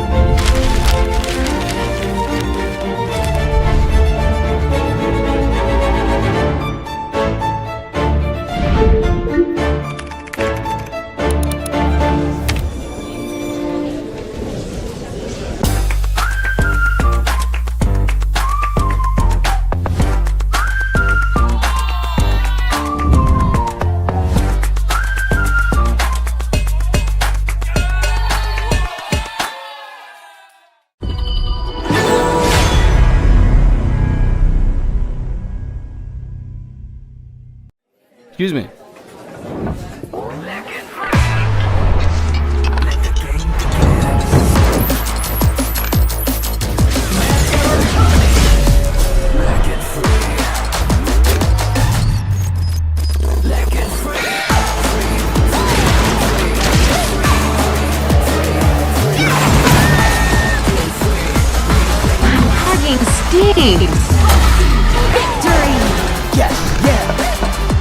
Another round. Sure, but how about a smoother phone next time?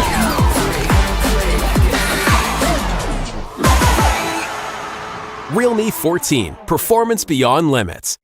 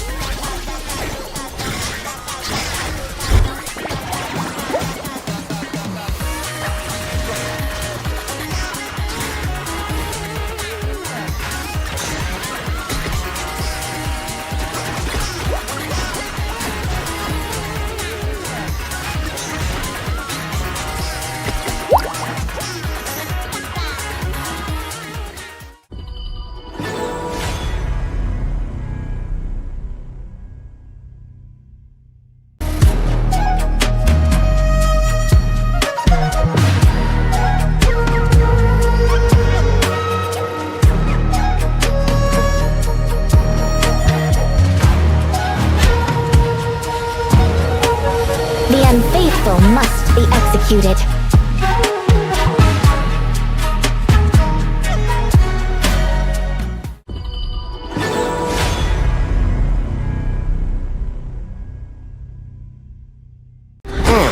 Sometimes working in a different way can be the best vacation. Seagull Circle, predicting victory. Clean up the trash! Break the boundary between sky and sea. You're not welcome at my beach. Get them! Beach sweepers! Follow your orders! Let's go! You're not welcome at my beach. Go! The sea here is dangerous! Clean up the trash!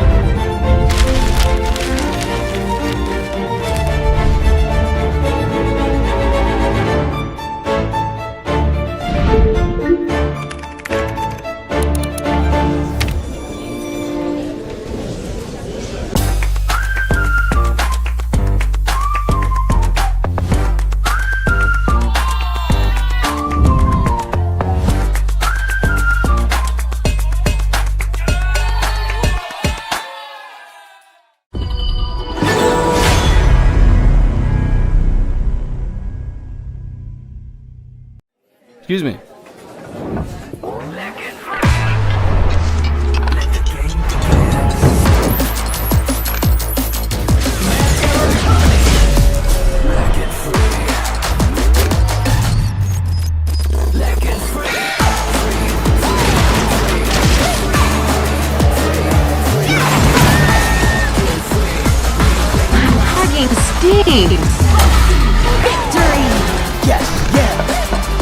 Another round. Sure, but how about a smoother phone next time?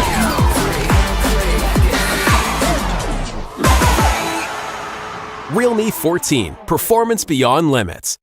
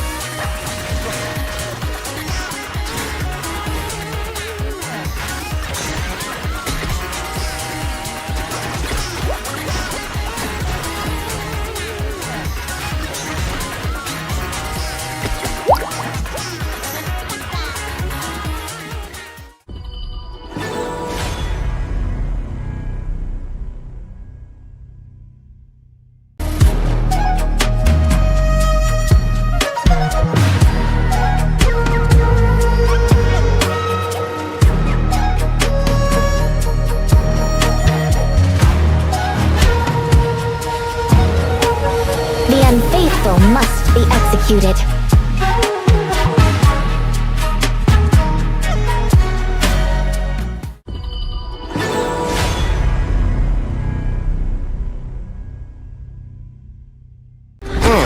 Sometimes working in a different way can be the best vacation. Seagull Circle, predicting victory. Clean up the trash! Break the boundary between sky and sea. You're not welcome at my beach. Get them!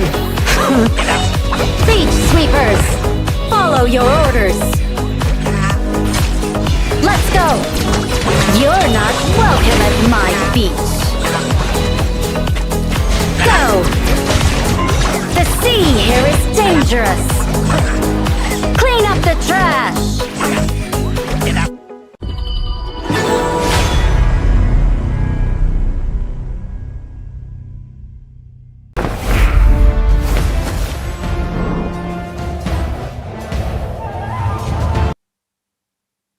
Welcome back from the break. It is time for our second series of the day. It's your favorite kind of tofu, Kindofu, and with me once again it is Moman. We're going to our second series today. See you soon against Paws Gaming. Any thoughts on that?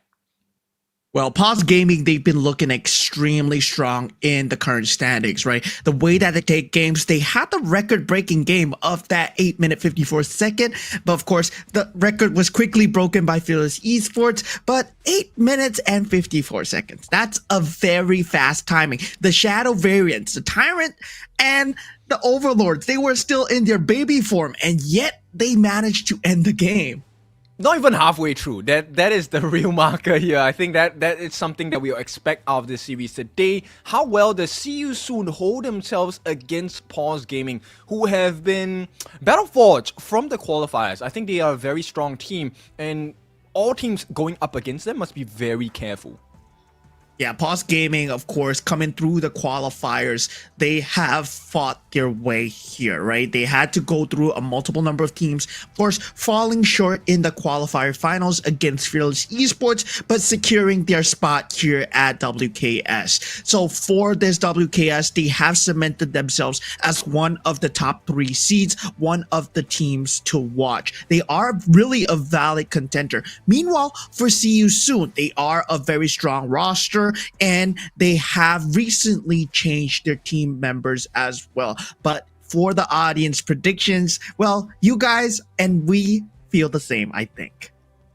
Yes, maybe not 80-20 at this point, but we'll see. 80%, I think, yes, there is a very strong support coming in for Paws Gaming, and there's no doubt there's a good reason why. We've seen their performance in the qualifiers, we've seen their performance in the league so far, and I have to say they're very convincing that they are looking like champion material. Yeah, definitely Paws Gaming. They are going to be one of the teams to watch. Namely, their picks, they can go into very variant versatile picks as well, right? We've seen them on the Yin, I mean on the Pei in the jungle as well, and they've been doing so good. And definitely they have a different type of play style. But looking on the other side, See You Soon from Cambodia, we have one real boy on the Clash lane, Peanut on the jungle, Takumi in the mid-mage role, Immune on that farm role, and Ferlin will be the roamer / support. Interesting lineup coming in from See You Soon. I like this. We have seen them perform so far. Not the best result that they have had just yet. But once again, it's not how you start, it's how you run through your journey and how do you end up, right? That final performance will be their big marker of success. Likewise, look, their competition that they're going up against today is not the easiest, to say the least, right? It is going to be Paws Gaming, and that's what we're going to be going for next. So represented by Snow in the Clash, Maya Sotis in the jungle, Xiaoyang in the mid, Fengjie in the farm, and of course Qingling in that roam / support role. These 5 boys have made waves even from last year in their previous organization. Now under a new name, a new organization, they're looking to run rampant in the Gorge once again. Yeah, and speaking of experience, these guys have a lot of them, right? They have been in international leagues, and namely Feng Jie, he has been in KPL as well. I believe he was from E-Star Pro, and that is a very big league to be part of. So going into the banning and drafting, going into the head-to-head, speaking about Feng Jie versus Immune, Feng Jie had a stellar time, 886 GPM. If you're having 600 GPM, that's already good. That's 700 GPM, really good. 800 and close to 900, man, you are a monopoly in the game. Yes, very efficient, right? That's the thing that we're looking for here. Farm lanes need to be extremely efficient. They need to maximize their farm, but also get the kills as well. Now, kill participation per game, it looks like it's much higher on the side of Paws Gaming, and for very little reasons that we can think of, because Feng Jie, his team is so strong. It's really just one marker where they secure farm all over the map, they control the turrets, they control the wave management, and of course, objective control, number one in the side of Paws Gaming as well. Yeah, and they play a very invasive kind of team setup as well. They will be at your faces, and if you make a slight mistake, especially for the likes of See You Soon, if they do make a mistake, Paws Gaming will punish. So that's one of the highlight markers to look out for. Wow. But oh my god, look at this. Okay, so who do you want to start with? Oh, I mean, it's right there. Feng Jie said, see you who? See you who? Oh no, that's just evil, man. Yep, it's a difficult one to play. Peanut, of course. Paws Gaming, their name feels like a panda ripoff. So, okay, so fighting words from both teams. Now we want to see that translated into the Gorge. That's the main action we want to see. And this all starts off with the composition, right? What kind of draft do we want to see from both ends? And like you mentioned, I think Paws Gaming, they play a very invasive kind of strategy and style. And that's very fun to see. Yeah, and Paws Gaming, of course, with their strategies and their experience in the banning and drafting pool, they are much more experienced than most of the other teams. They might be a qualifier team, but their stats don't lie. They've been in multiple different leagues as well. If the likes of Myosotis, Snow, and Tinglin as well, they are from a previous organization. They've participated in many international tournaments, going up against top-tier international teams as well. Meanwhile, See You Soon, they've always been a name to remember, but never at the top. Now they're trying to make a name for themselves. If they can get a win against Paws Gaming today, that's gonna be one heck of a storyline, actually. Regardless of what the result is today, I think there is going to be very big learning lessons from both ends. So, of course, you have the international experience coming in from the side of Paws Gaming. They have been worldwide in that sense, right? They've taken experience from many different leagues, many different professional levels as well, and I think this is going to be a very important marker for the side of Paws Gaming. If they can play the cards right, then See You Soon is going to have a very difficult time. But See You Soon, I think they also have the potential to be extremely strong here. They just need to stop those little markers from happening, like cam steals and etc.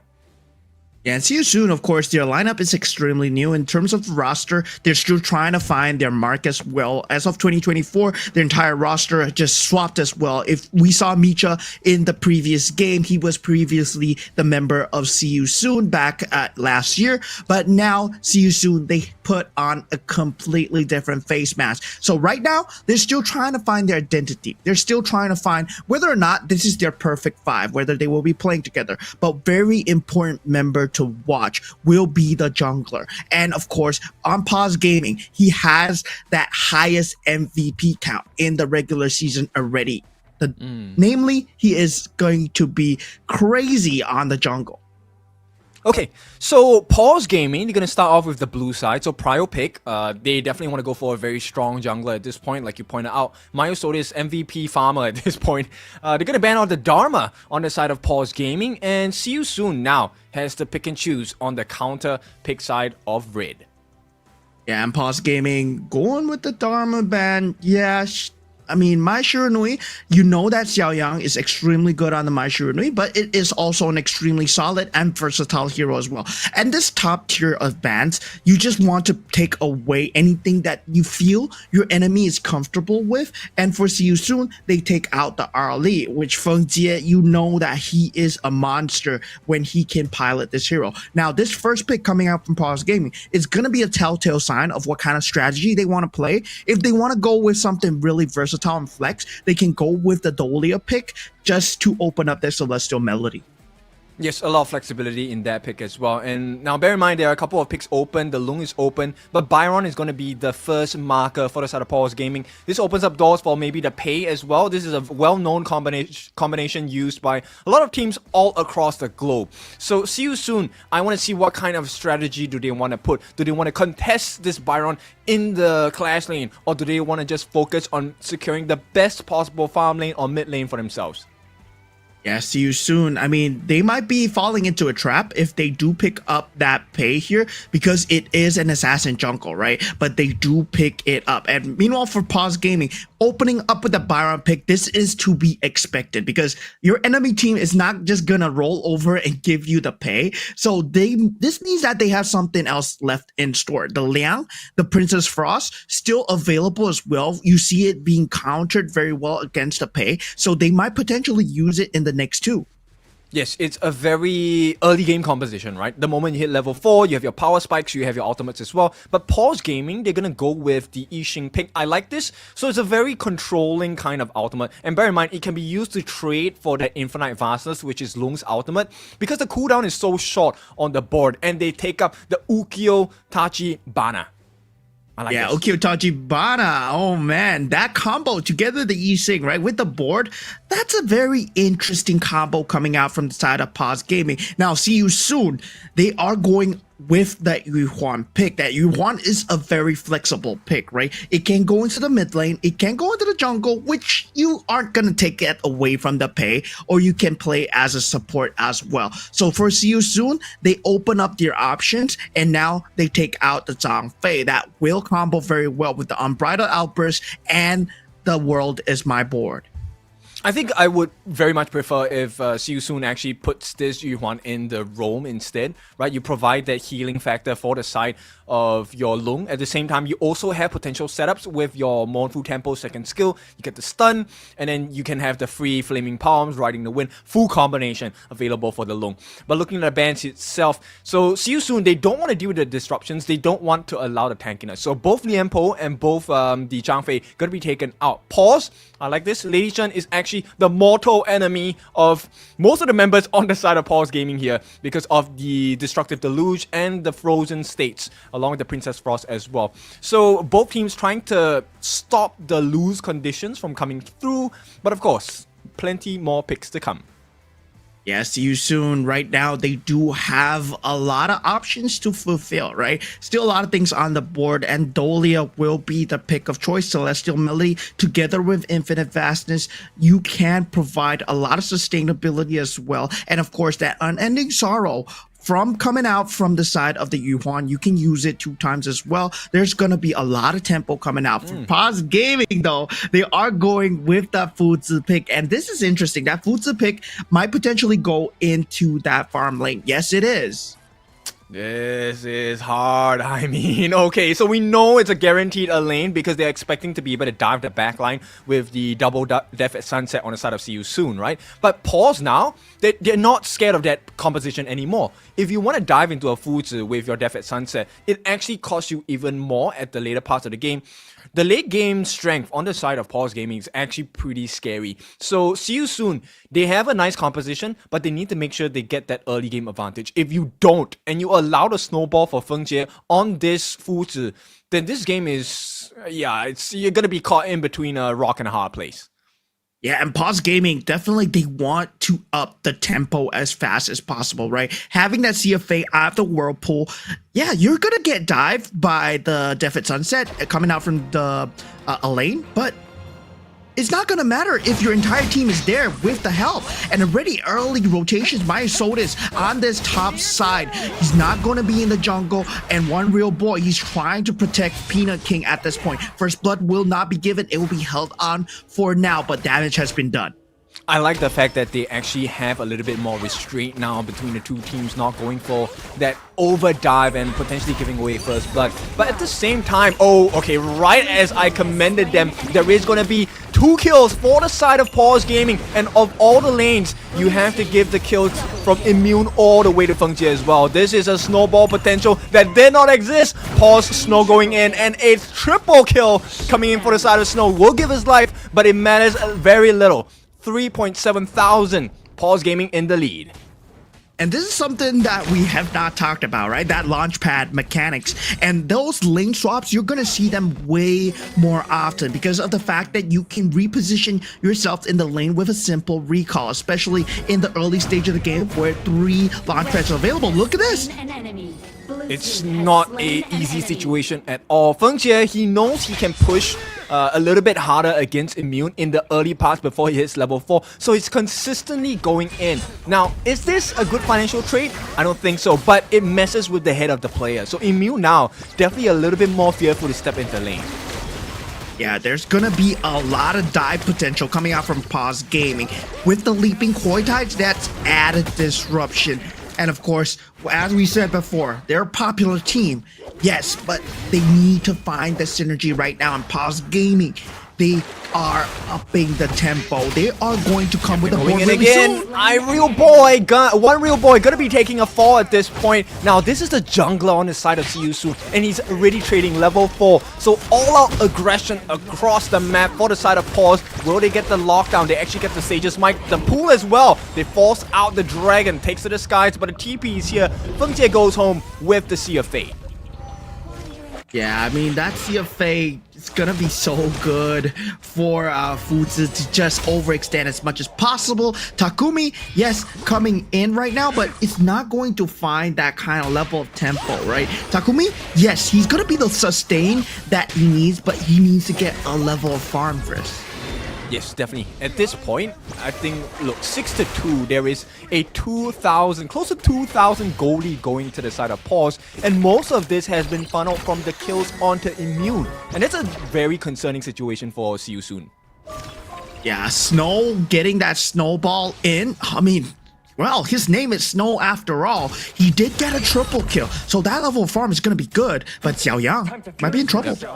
I think at this point, it doesn't matter to him. He does have his passive, if I'm not wrong, so Xiaoyang, he's going to play a little bit more aggressive at this point. And Qingling's position is so clean, he's actually able to scout out the different positions on the side of Siyu Sun in the mid. Takumi and Furlan has to race away at this point. The backup comes, a lockdown as well. Sages might commit it. Furlan is caught no man's land. He will be taken away. A singular kill now for the side of Paws Gaming, but it's one that hurts. Yeah, this is really climate damage control coming in from Siyu Sun. We see Peanut King trying to go for the proxy here, but the rest of the team members, they found him already. Yep, Death at Sunset, use. Escape from the Death at Sunset, but stun comes in. Xiaoyang looking for the catch as well. Flash committed. He's going to get the kill for sure. Peanut King taking the bits at this point as the Crimson Golem is going to be spawned out. I think they will give this trade to the Tyrant any day.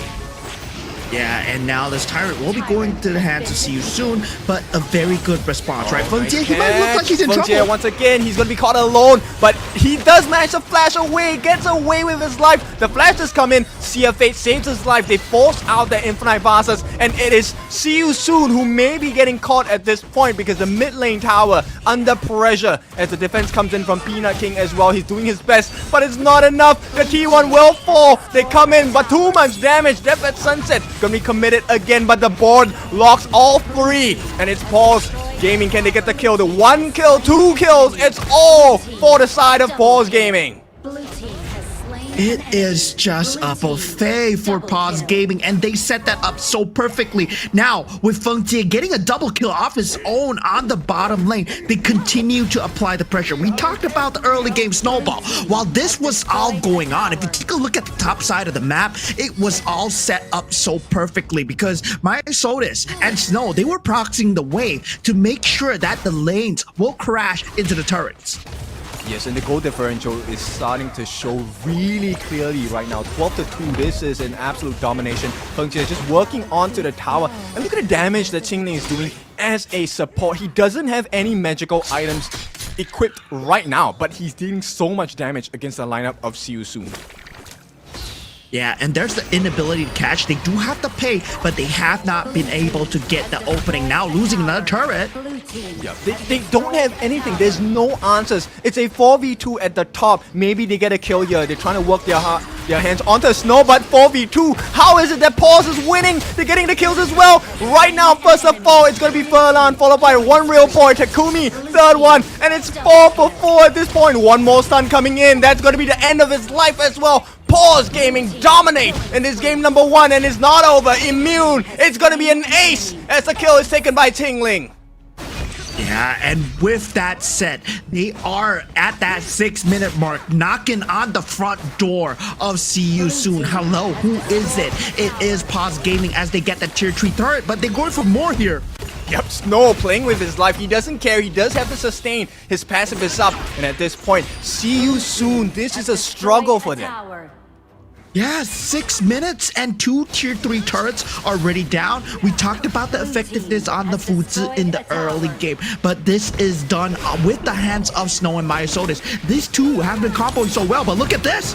Yeah, nice catch. The ball dance down as well. They get the kill onto one real boy. It's not over yet. Furlan next to fall. They do give up the life of Feng Jie. He will be taken out, but it's all for the glory of greater good because right now it's a 4-on-1. Peanut King doing his best to save the life of himself, but the crystal falls. Siyu Sun will not make it. Paws Gaming take game number 1.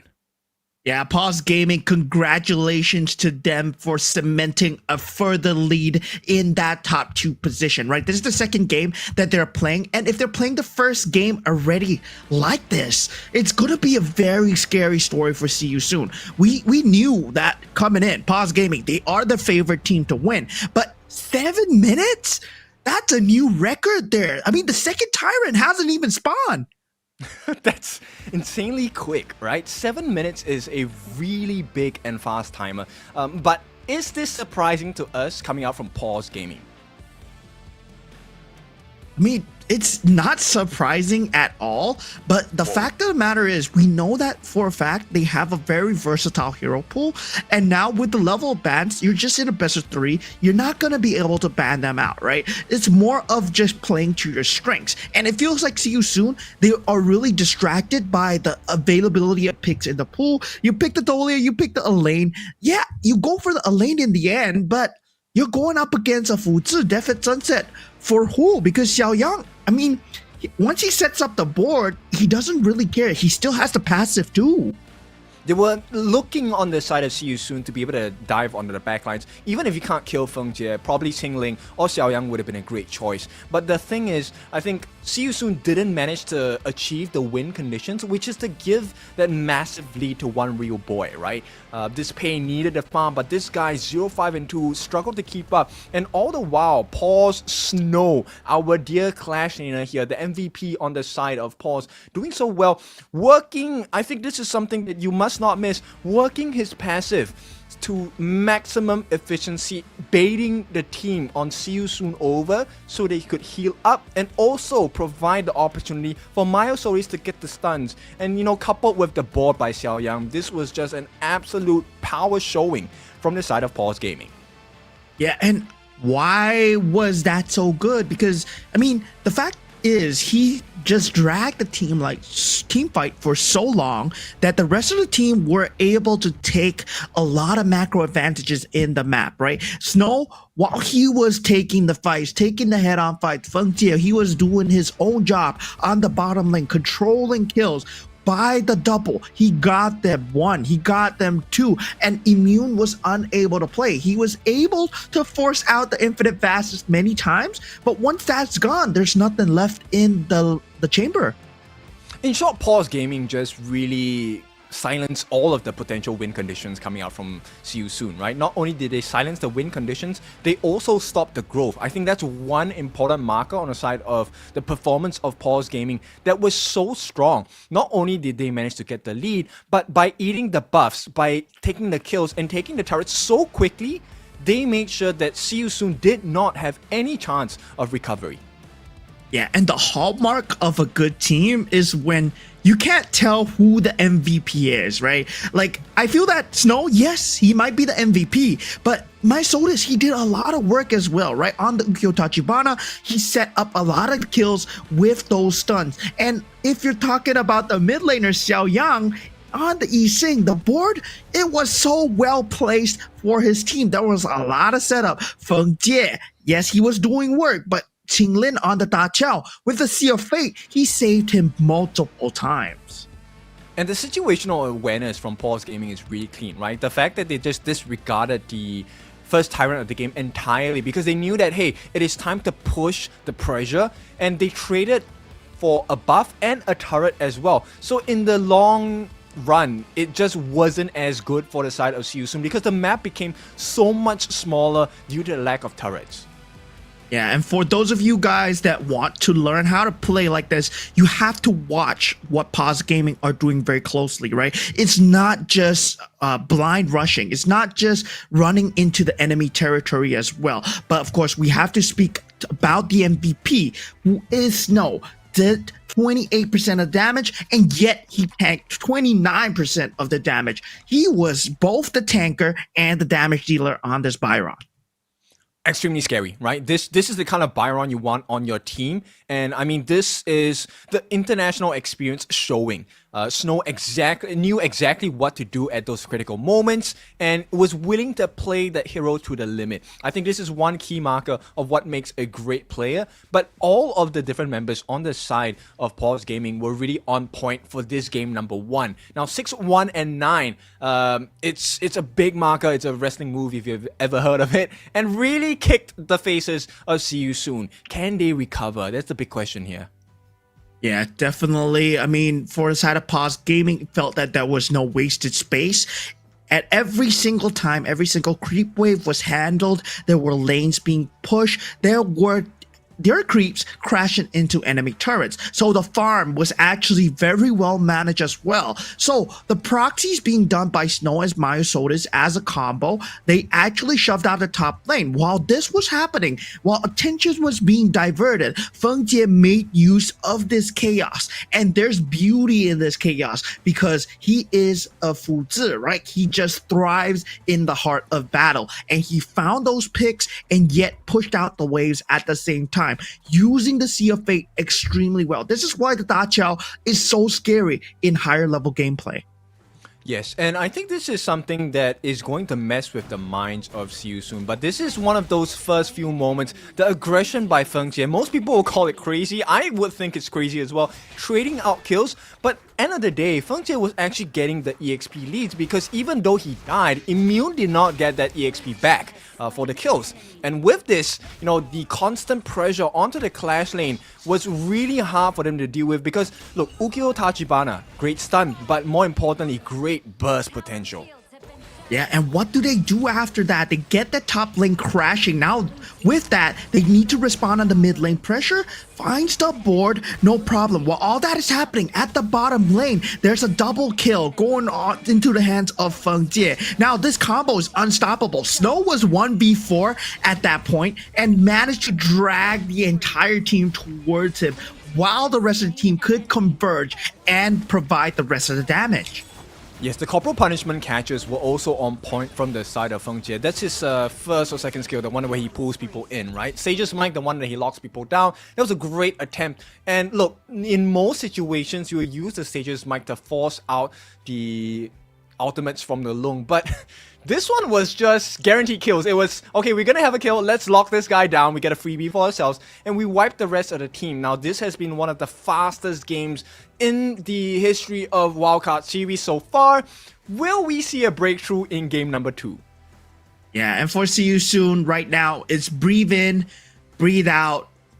Game 1 is over, right? You lost in 7 minutes, does not matter. But what did you take away from that? How have you learned to play against Paws Gaming better? Because this is what makes pro players better. Play against a good team really utilizes and really studies their strategies like in very heavy detail, because you have to think about how you lost as well. You can't be blaming your teammates. You have to take a look at how they're doing things right. And Paws Gaming, a lot of key conditions were met for them to be able to counter out this pay so effectively. I think one of the things that Siu Soon can definitely do in this game is to maybe take it a notch slower, right? So the need to have a good early game, I think that is regardless of the draft, but I think they need a draft that, you know, helps to extend into the mid game and into the late game, because pay, if you lose that early game and you give an advantage over to your opponents, then that game becomes immensely harder. It will be better, if, in my opinion, if Siu Soon can take up a tank like an Allgren. I mean, it's the best of 3. There's many options, right? They don't really limit your hero pool because you play up to a maximum of 3 games only. Yeah, and of course, I feel that for myself, I also feel very similar to what you say. Slow things down and take a look at what you have, right? Instead of just being so reactive towards Paws Gaming, there's a lot of other things that you could be doing in the map. While that top proxy was going on, while that board was going on, there were team members dying in the bottom lane, and it was Feng Jie doing it alone. Could you have responded to it better? Because definitely you did have the positioning to do so, but there were too many things happening throughout the map. And Paws Gaming, they made use of that chaos extremely well. They made use of that indecision coming out from See You Soon really well. So I feel that in terms of mid-game decision making, See You Soon, they need to be more decisive. Yes, in fact, it's not a digital chaos, it's also an IRL chaos, because right now, if you're on the side of See You Soon, what do you go for, right? It's not a very common pick to see a Fuji Dachao at this particular patch itself, but it's still something that works. So right now, Paws Gaming, if they want to, they still have the full roster of farm laners to play around with. Yeah, definitely. And for Paws Gaming, they're sitting on their seats right now, looking very comfortable. They do have the versatility, right? We saw that early ban already out in that first pick. And now with this next ban, we're gonna see maybe potentially something different coming out for See You Soon. But they still want to take out Xiao Yang's Mai Shiranui. We know what he can do on this burst level hero. You give him the Mai Shiranui, and suddenly Snow with the Mai Yin, they're gonna be knocking at your front door once again. Yes, it's not easy to play against Maya at all, right? Also pairs very well with the Ogren. And at this point, this is a series where, the point of the series where if Paws Gaming take up an Ogren is actually a pretty strong start because they are once again on the blue side, first pick. Yeah, they can go for the jungler here if they wish to do so. But they go for the Dharma first. And yeah, this really opens up a lot of gameplay from Paws Gaming, right? They already have used the E-Sync, so that E-Sync Dharma combo will not be available. But I mean, the truth mantra is just stackable. And if they want to go for Dolier themselves for Paws Gaming, they was still possible, but banned out from the side of See You Soon. Yes, so See You Soon, they will pick up the Zhang Fei as the first pick. Are we looking at early? Yes, this is one of the more probable combinations you will see, right? The moment the Diadea is banned out, Zhang Fei is the next best choice. So See You Soon, I like this start. Now, Paws Gaming, they have an option here. Dharma thrives on Chaos. So you could definitely see a potential Luna or even a Jin come out on the side of Paws Gaming, right? To have someone be the focal point of attention. But no, it will be Dun, same focus, right? He's going to use his Unruly Blade to jump in. And then, okay, they have the Jiang Ziya. So Ziya is actually a very scary pick coming out from Paws Gaming. Because if you have a Dun that's level 25, that's pretty hard to play. Late game is pretty much secure for the side of Paws Gaming. And look, Dun is not the only guy that benefits off of a Sanctification level 25 cap break. Yeah, See You Soon banning out the Diren Jie. They don't want that level of damage on Feng Jie, right? But of course, another threatening farm laner is still in the pool. That Channel combined together with Dun and Ziya, they are also very strong with the Sanctification, and it matches against the Arlie very well. So See You Soon, if you're looking to ban out farm laners, you should ban that out as well. Meanwhile, for Paws Gaming, they identified the Ogren threat with the Unbridled Outburst coming out from Zhang Fei with the Leaping Savior. It provides a lot of sustainability. So they do ban that out. Yes, I think they don't want to be put in a position where you have to focus on, hey, the tank of the game, right? Right now, I think for Paws Gaming, they just want to access the backlines, get the kill, hopefully onto Immune before the fight actually starts. Now, for Furlan on this Zhang Fei, I don't think it's actually going to be a main concern. In fact, I think Paws Gaming might want to bait out the Unbridled Outburst before the fights so that Snow can get that perfect Truth Mantra down. Yeah, for See You Soon, I mean, there's still a lot of gaps in their team. And of course, to glue it all together, they pick up that Yi-Xing, that board, together with the Unbridled Outburst. Of course, a very stock standard combo that we see. It does pair together with the poke damage coming out from the Arlie as well. But for Paws Gaming, right, they have a lot of things in the pool. Like, if you think about it, that channel is still available. And I'm thinking that they're going to go for a Gui Gu Zhi once again. I would like to see a Gui Gu Zhi, but I'm not sure whether this is the game that is best for the Gui Gu Zhi at this point. Right now, I prefer See You Soon's draft a lot more. And Paws, it looks like they want to go for a more mid to late game composition here, right, to allow Feng Jie to really get that farm as the Shou Yue. Oh man, there's a lot of poke potential coming out for Paws Gaming. See You Soon. Well, with that Menki pick, yes, it does supplement that tank role in the jungle with the Dream Roam having that versatility as well. There's a bit of setup there, but of course, the board has to catch its place. For See You Soon, they are very ultimate dependent, and I feel that, yeah, their ultimates, they need to land. Yes, and I think vision is also very important for the side of See You Soon, which at this point, Paws Gaming, as long as they have those devices on the side of Feng Jie, actually map control is definitely going to be in favor of Paws. But once again, there are little things across the map that matter, and the first one is going to be those camps and those river sprites. Which team is actually going to, get that edge in terms of EXP advantage? Yeah, and of course, for Paws Gaming, having that Dun versus the main key, I feel that, yeah, Dun, he's going to have a field day in the later stages of the game, but already super early on, that cannon barrage is proving to be a threat against Immune. Yeah, the cannon blast is so difficult to deal with, right? And Qingling, I think he's been pretty accurate so far. You know, Immune so far I think hasn't had the best start to games. Thankfully, he does have the platform bounce to work with. Yeah, and the Maple Dance, of course, it is a key mechanic. But now, Feng Jie. Yep, they're going in 3v2. Can they get it? The flash committed as well by Feng Jie. He might give away first blood. And it is See You Soon who get the good start that they were looking for since game number 1. Yeah, and so yeah, at that point, he used his flash already. He does not have a way out of the team. And now, with that launch pad, he will get his way back into the lane really fast. But that is first blood given, and it's a good start for the early. I mean, that's why I like this See You Soon draft. I think it's a little more well-rounded in comparison to what they had in the first game. But, you know, Paws Gaming had a pretty strong draft in game number 1. Yeah, Paws Gaming, they did have a very strong draft, and now invading into the Azure Golem, it will go into the hands of Myosotis. So that's advantage there. And Snow, of course, on that Dharma, he's gonna have a field day against one real boy here. Very cheeky, this boy. He actually went to get the Dew and just to mess with him at this point. Now rotations are coming in. 3v4. Dream Roam gonna hit the mark. Feng Jie, this is not a good game for him. See You Soon find another kill. And there's no response coming in from Paws Gaming.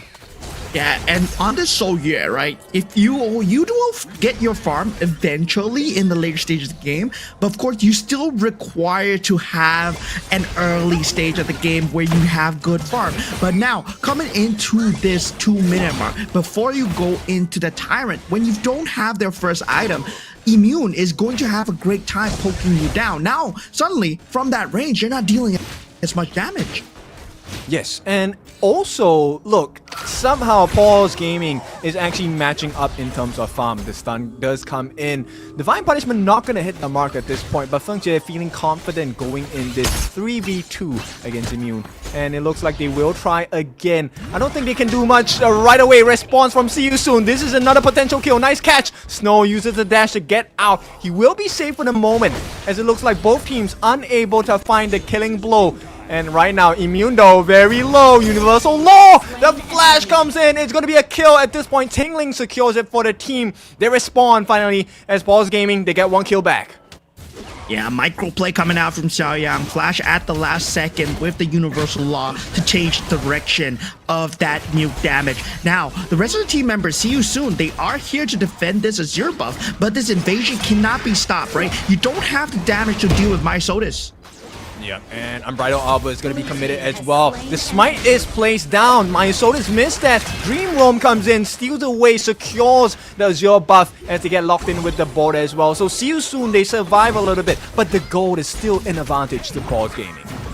Yeah, there's a lot of resources consistently being taken away with Xiaoyang and Myosotis, like consistently just taking 2 Azure buffs already. And this is going to be a huge problem in the mid stages of the game, especially now. 4 minutes, Tyrant is up, but look at this. I mean, Snow, he's here. Truth Mantra was committed already, and this might be good for See You Soon though.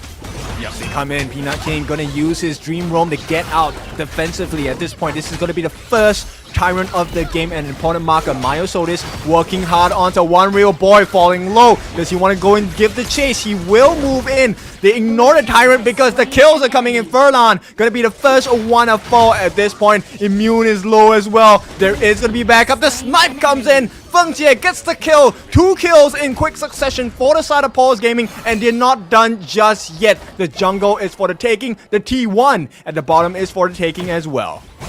And these turrets open up a lot of spaces towards the enemy jungle, right? If you see that they were taking that Azure Golem time and time again, now it's going to be much easier without the help of the bottom lane turret. And looking at this Immune, he was already dead in No Man's Land, but that snipe really saved a lot of time for Paws Gaming.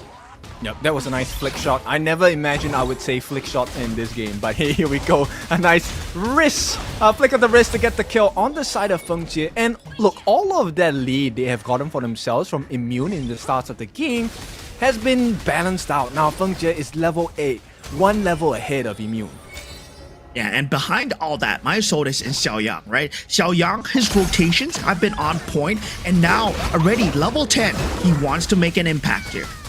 Yep, they're pushing them away. They want to get some map aggression, and Feng Jie now is able to take those 1v1s against Immune, and that's a very scary situation for the side of See You Soon. Yeah, Feng Jie, he does have the mobility now at level 8, does have the ultimate to work with, but already that Tyrant will be going into the hands of Paws Gaming. And what I really like from See You Soon is they're doing this macro play together with one real boy, right? There's not really a catch opportunity on the Mayin, but of course you have the mobility to proxy the waves and officially get away. Yeah, okay, they did commit that think inside the box from Qingling, but still, you know, Feng Jie, he's able to deal a lot of damage. Unbridled Outburst will not hit the mark, and here comes the jump. Snow catches him. They actually re-engage. Ball lays down. Nobody's caught here, but Peanut King is the one that has overdove and gets caught out. Feng Jie working hard onto him. Myosodis to join the attempt as well. A killing spree coming in as they trade the life of Snow for the life of Peanut King. And it's not over yet. They get the stun. Wind Slash going to be that winning marker for the side of Paws Gaming as they look for more. The stun comes in. Maintaining initiative is going to be burnt out. The passive is no longer here. That's a third kill in total for the side of Paws Gaming as they work on this T2. Yeah, taking liberties was used on Snow at that point. Did not have that available in Takumi. I mean, at that point, he set up the board. He threw everything and the kitchen fence at them. And already, that's just Snow down. And with Peanut King out in the back line, they didn't have that frontliner because Furlan, he was already extremely low. Feng Jie, at this point, he's dealing a lot of consistent chip damage, and he can deal it from a great spacing. Yep, the silver lining was that Immune didn't die that fight, so there was a little bit of space provided. But once again, it's too much. The ball laid down, but it feels like it is See You Soon who is getting caught. Snow at the backline as well. With the truth comes in. Can they get the kill on the Peanut King? He's gonna make it out. Think inside the box committed as well. The sniper is coming in. Peanut King, King no more. He's gonna be down in the grave, 6 feet under. As another T2 now under threat and under siege. As Paws Gaming, they lay their law. Yeah, Paws Gaming consistently finding these pincers together with Snow. The fact is, Snow is able to use his life to just threaten everyone, right? His positioning has been a threat to See You Soon. He's never found, and he jumps in from nowhere. He didn't even have to commit a flash, yet he was able to secure the positioning. And this is how Paws Gaming has dominated the rest of the map. The fact is, Myosodis, he can walk up and get vision and put Snow in these positions. Yeah, once again, he's just being the focal point, right? He's getting the information for his team, and they're setting up this very nice flanks from the side of Snow as well.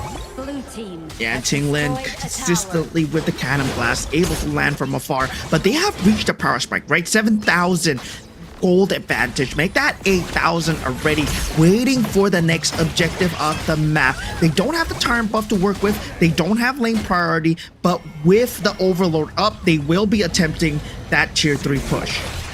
Yep, tier 3's the marker of how strong you are and how ahead you are in the game. 10-3 at this point. It's a 8,000 gold lead. Board gonna be landed down. Dream Roam, the full combination is landed down, but it's not enough damage on the backlines. It is going to be the truth mantra. It is going to be a kill. Snow gives his life, but they take Takumi and Immune together with it. It's all damage done coming in. A nice flash from the side of Qingling gets the kill, so it's 3 down. Most of the main damage dealers coming and taken out on the side of See You Soon as Paws Gaming, they run away with little punishment. Yeah, not using that turret damage, right? That turret damage was not available. You're not trapped in here with me. I mean, Snow, that truth mantra, it's just so good. He turned the tides, flashing behind. Despite the fact that he was caught in the board, it did not matter because, yeah, I'm not trapped in here with you guys. No. Because I can flash behind you and push you guys towards a wall. And definitely 2 members gone with the truth mantra. Paws Gaming, they just collapsed so well. Now, with the shadow variants out on the map, 2 turrets down for tier 3, Paws Gaming, this is their game to lose. See You Soon, they have to find an opening, and that will be the Shadow Tyrant. But already Qingling, he smells it out. Yes, they make a beeline to stop them from taking this. At this point, they can't give any more lives. One real boy caught in the middle of 3 gives his life for no good at this point, because see you soon. They lose that attempt. They have to back off as well. Myosol is giving vision to the team, looking for an opening. Unruly Blade available, wants to set up for something. The stun does come true, but it's blocked out by the Maple Dance. Too much damage as Immune is taken down. Myosol is still alive and well as the team is looking for the kills, pushing them back. The turret, the crystal, is open for the taking. They can't be taken down. It's Paws Gaming. They can take game number 2 in a clean fashion. 2-0 as expected from Paws Gaming. They are now tied for the number 1 spot in the regular season of the Wildcard Kings series. And of course, congratulations to Paws Gaming for getting such a convincing victory, breaking records and knocking See You Soon down.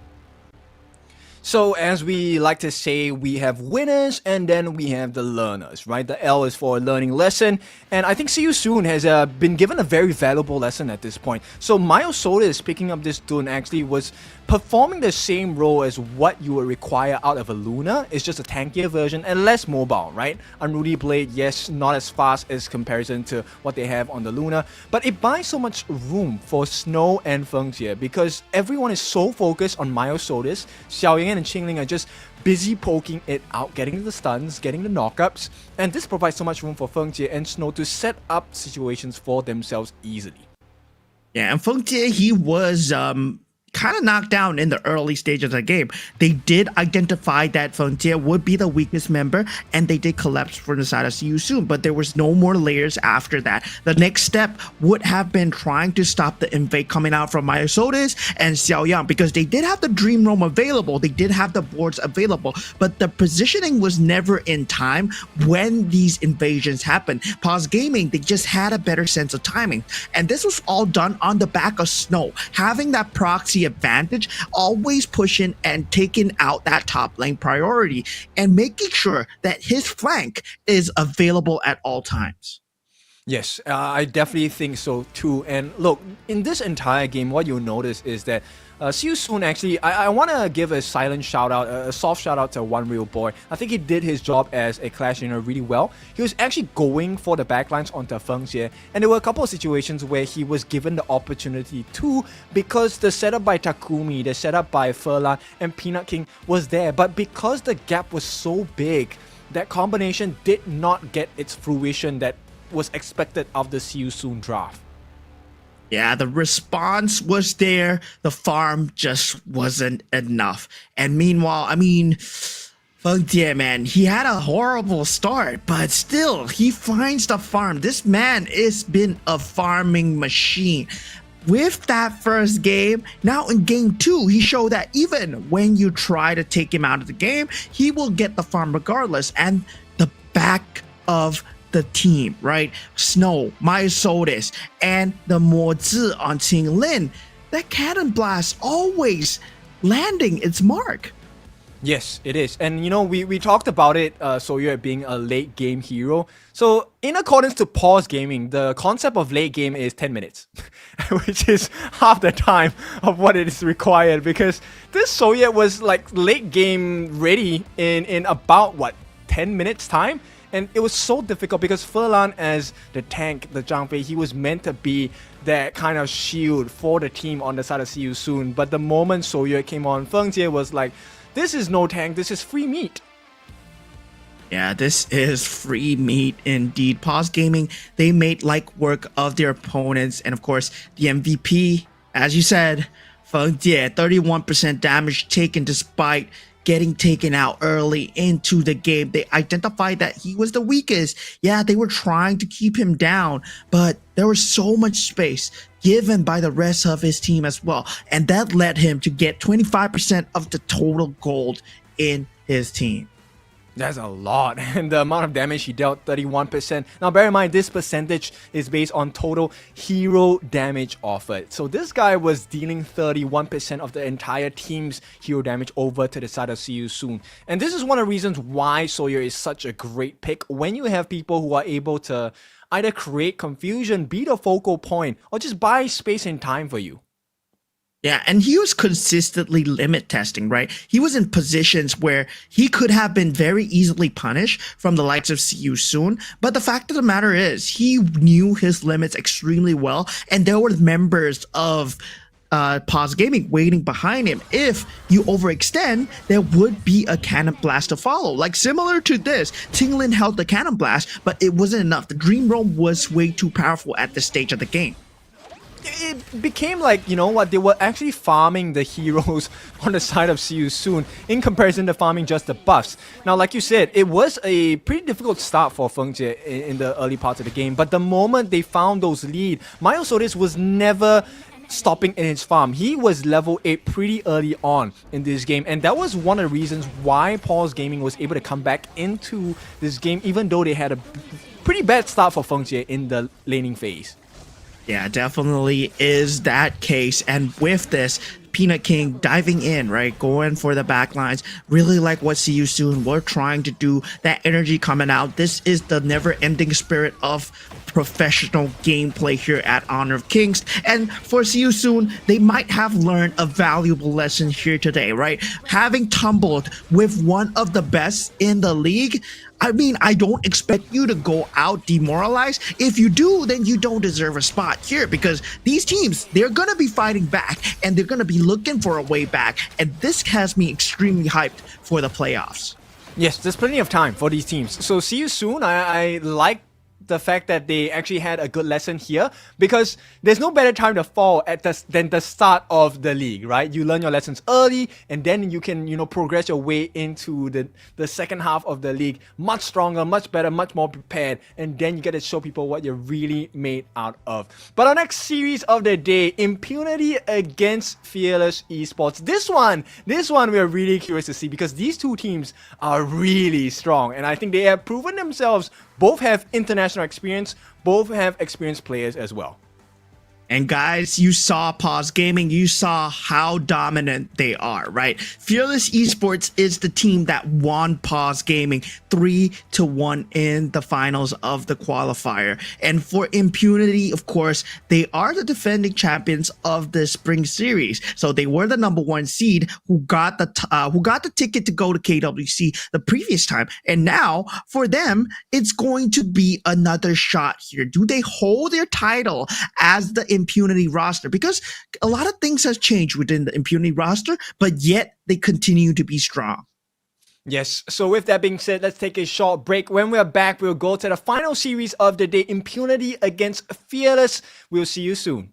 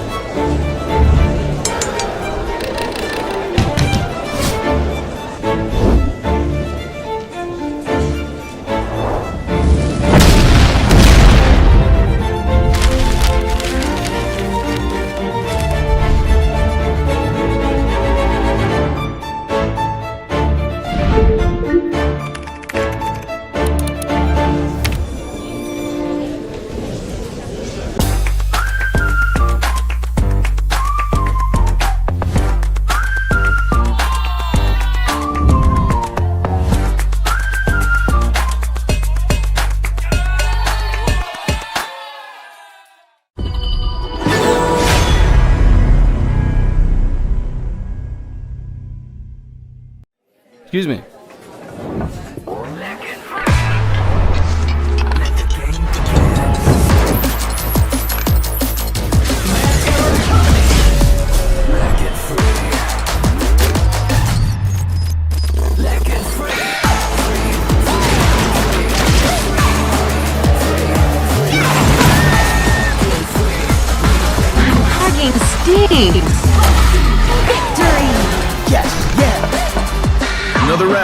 Sure, but how about a smoother phone next time?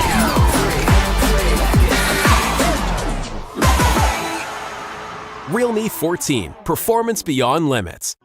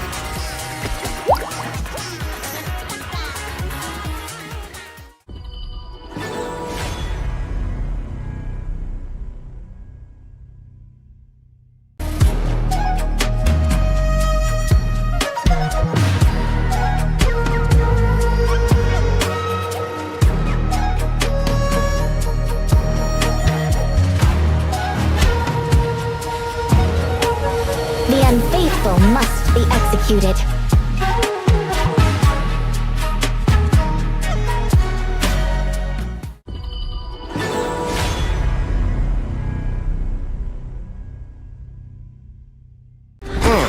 Sometimes working in a different way can be the best vacation.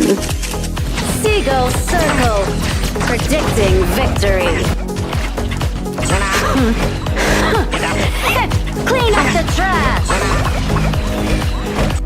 Break the boundary between sky and sea. You're not welcome at my beach. Get them! Beach sweepers! Follow your orders! Let's go! You're not welcome at my beach. Go! The sea here is dangerous! Clean up the trash!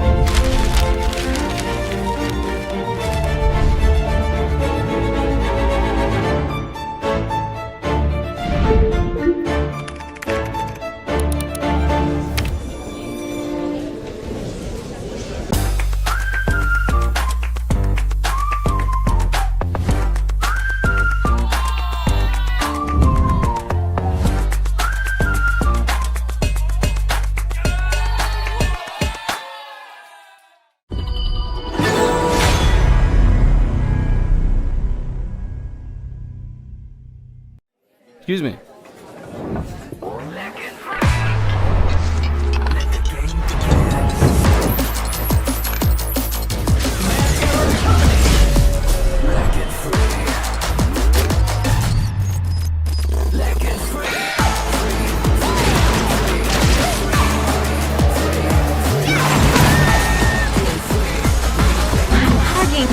me! Victory!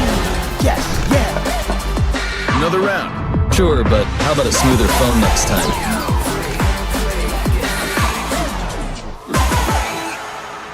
Realme 14. Performance beyond limits.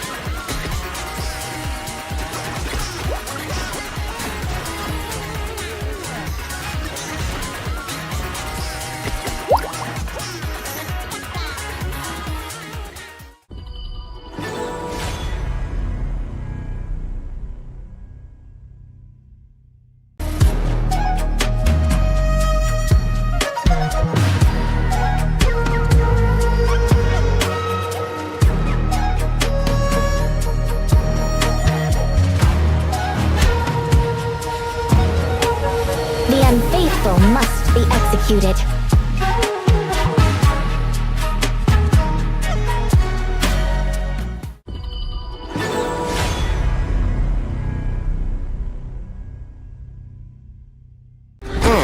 Sometimes working in a different way can be the best vacation. Seagull Circle, predicting victory. Clean up the trash! Break the boundary between sky and sea. You're not welcome at my beach. Get them! Beach sweepers!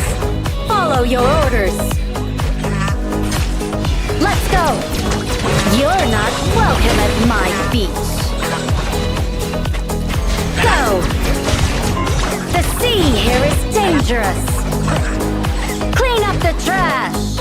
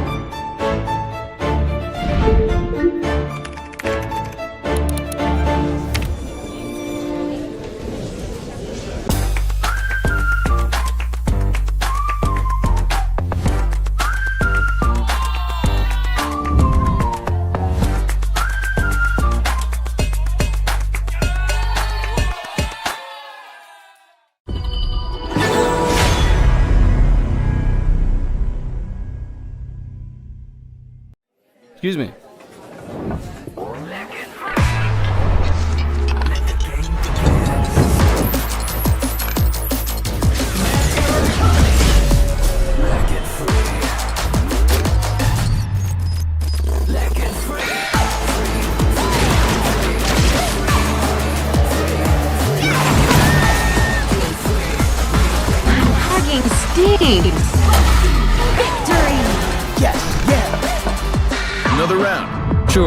how about a smoother phone next time?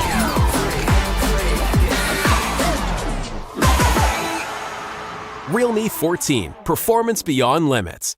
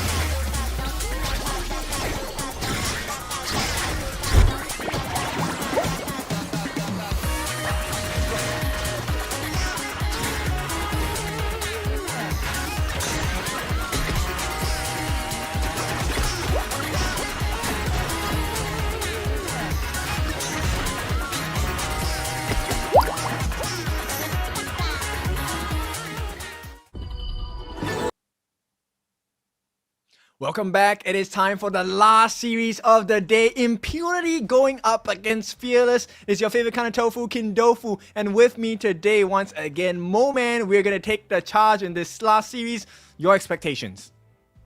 My expectations is, of course, I'm rooting for my home team here, right? Impunity, I hope they make it. I really do hope so. But they are the top 2 seeds here. We might go the distance. We might have that best of 3. Potentially a 2-1 scoreline. We saw, just now, Paws Gaming. They 7 minutes and 10 minutes. They ended the game before the Tempest Dragon could even spawn in a span of 2 games. But for this series, I don't think so. I think we're going to see a few Tempest Dragons here. Yeah, I definitely agree. I think it's a Tempest game guaranteed. Both teams have very strong showings. Their players are of great experience as well. And I think right now, it really then once again comes down to the draft. Both teams are well versed in both aggressive early game strategies, but also with mid to late game strategies as well. So a lot of flexibility on both teams. I want to see how they play their cards.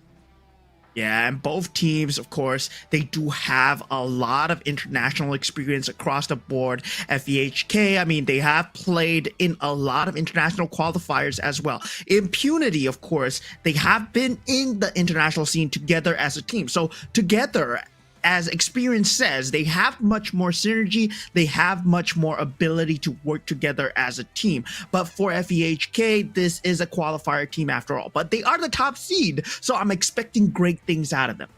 Wow, okay. So we know where the fans are at, right? It's a 80-20 Team Myanmar here for the side of Impunity. 80% expecting them to win against the 20% of Fearless Esports. So is this going to be an opinion or is this going to be a fact? Let's see as the game goes. You know what I'm more curious about is that little banter that teams have at the start, always before the game starts. Like, you have members going, yeah, we're going to destroy you and we're going to take a clean sweep 2-1 or 2-0. But definitely for Impunity, yesterday they were playing some of the most mechanically clean gameplay that I've seen. I know that you cast KPL together with me, and Impunity, they look like one of those teams, actually. They are playing extremely clean, even for an international standard here. Okay, so this is going to be your representatives for Impunity Esports. You've seen their names, you've seen their performance. X-Hero in the Clash, Jimmy in the jungle, Xiaolin in the mid, and up in the farm, and of course Megumi in that roam. These 5 members have been a strong showing, a consistent and steady base for the side of Impunity Esports. Yeah, Jimmy, the recent transfer into the Impunity Esports lineup. Now, that Malaysian superstar will be in that Impunity Esports lineup. And up coming all the way from China, he does have that KPL Growth League experience as well, but he's been in the team for a very long time. Meanwhile, on the other side, we're going to have Fearless Esports and Fable in that clash lane. Sky performing extremely well in the jungle. He's one of the top few MVPs as well. Yin in that mage role. KK, he is the man to watch. Mechanically, extremely good as well. And Woodwind on the support role. So these 5 members, for those of you that have followed their journey even from Season 2, Fearless Esports, they have been really strong and really stable, but just unable to break that final barrier to really make it into the middle stages of that world competition, right? So Woodwind, KK, these are the important members that have been the true synergy on the side of Fearless. Now let's take a look at the head-to-head. Yeah, head-to-head's going to say, right? For Impunity, they were playing a very different game style from the likes of Fearless Esports and Paws Gaming. They're going for much more map objectives. That's why the KDA is not that high. But for Fable, he's out there to brawl. He's out there to end the game as early as possible. They are neck and neck in GPM, but their playstyle is really much the same. They want to invade, they want to dominate, and they want to take your camps. Yes, and I think map control is really important. Now, both laners actually getting pretty good kill participation gold, 4 to 4.5. Nothing too much that separates them, but the damage offered. I think we can expect Fearless Esports to be a little bit more aggressive, and Fable likes to fight, which is why his damage is so high offered in the team fights. Does that translate to kills? Yes, it does, but sometimes he might overstep. So Impunity, maybe they're looking to punish that behavior as well. Yeah, and one of the things that impressed me a lot about Impunity yesterday is the level of discipline when playing aggressive heroes. They were playing the pay as well, but they were playing it so disciplined and a lot of macro going on as well. They would take objectives throughout the map. Despite having such an aggressive hero, they were able to hold back. But look at the banter. Oh no. Which one do you want to start first? Let's take a look at up first, right? We will be the one you fear of. Okay, nice play on the names. Yeah, I mean, yeah, there's a bit of fear there, but Woodwind, give us a little pressure or we might just fall asleep. Well, this is one of the top 2 seeds, ladies and gentlemen, and they're already bantering, right? They have a lot of expectations for this game, and of course, it's going to be a neck and neck until we can find out where they stand in the power rankings as well. Definitely. And of course, words matter, but the actions do as well, right? We want your actions to match your words. So right now, both teams very confident based on what we've been shown. But we want to see more. We want to see the actual breakdown of that draft. We want to see what they want to play, what kind of cards they're going to lay on the table for now. And meanwhile, for the side of both teams, the ban and drafting phase will be underway. And of course, with the banning, right, we can see that from yesterday's gameplay, Impunity really likes that macro game style where you have a lot of mobile heroes. You don't really have that frontline tag, but you go all in on the mobility. So that's why they take out the Dharma. And similar to what Fearless Esports do, they want that mobility, but instead of getting the macro, they're gonna come at you with the mobility that they have. So the Arlie will be a very good ban as well. Something that I'm looking forward to them banning out is the Mayin, which they do ban out, and the Mai Shiranui as well. I mean, we know that Fearless is a team that likes the team fight very much through from the first minute of the game, right? So taking away heroes that benefit off of chaos of the team fight is definitely in their favor. Dharma very punishing when you actually lose track of this clash laner. Now, which means there is a high potential that, you know, Fearless, I think they might want to start off with a jungle prio here.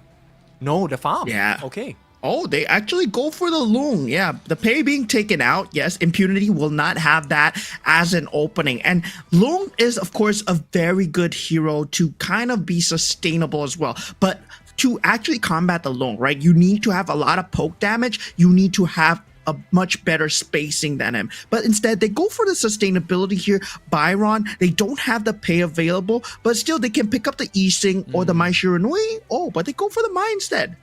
Very scary draft. Impunity now, they have a potential very big winning card here. One of the things that Lung suffers from is the fact that if you are able to get consistent control onto him, it's going to be very difficult to deal with it. Now, Fearless Esports, they come up with the Luna and the Sunsa as well. I like this. So there is going to be a real focal point here. The jungler on the side of Fearless needs to perform well in order for the draft to work out, which means he needs to be diving onto the backlines, maybe get all of the aggression onto him, and then hopefully create enough space for KK to take advantage as the Lung.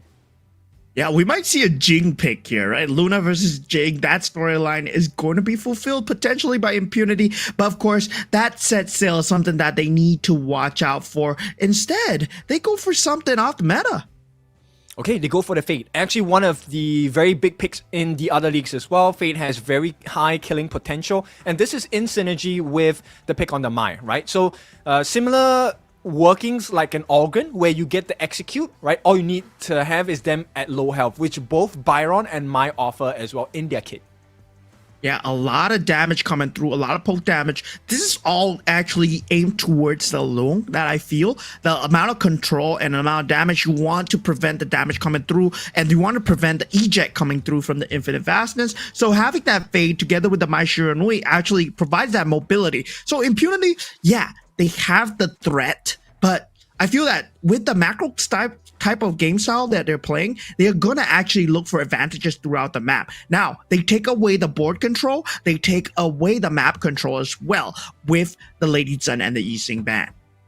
Okay, so they take away a lot of farm as well, right? So Fearless Esports, I like the idea. They want to make this an unfair advantage for the side of KK, but there's still options that Impunity can play off, right? If let's say you know that your farm lane is definitely going to be a losing lane, then why not empower your other lanes? And based on what you have already said, Impunity, a team that likes to play on objectives and map control, you know, you can have as much lead as you want, but if you have no vision, you're prone to getting caught out pretty easily in team fights. Yeah, and Impunity right now, they go for that Zhangfei, the Unbridled Outburst, to actually have some sort of disrupt versus the Luna and the Sun Tzu as well, right? The set sail will do a number on your back lines, but the Unbridled Outburst, you can potentially stall a bit of the damage. You can delay for your teammates to escape or reconverge. Now, for Fearless Esports Hong Kong, right, they have a lot of opportunity here. They have that mage lane, they're going for that Angela. I like it. Tank shred, right? You want to be able to deal against the Zhangfei, also handle the Byron at the same time. And with the potential saves coming out from Woodwind on this Yuan, I think it's a pretty sick draft coming in from the side of Fearless Esports. There is very clear win conditions, but on the side of Impunity, they have their own strengths as well. And I feel that this game actually puts a lot of pressure onto Xiaolin as this Mai, because Mai is definitely one of the pincers that Impunity needs. If this Mai does not come online, then this game is really difficult for the side of Impunity. They ended with a Garo. I like it. Yeah, Impunity go for the Garo here, putting that ticking time bomb on themselves, right? Their Garo is a very strong pick in the later stages of the game because of the enhanced range that she has as well. You can deal damage from so far away, and you have consistent right-click damage. So it's going to be very scary, especially if you manage to get a gold advantage and you get into the later stages of the game.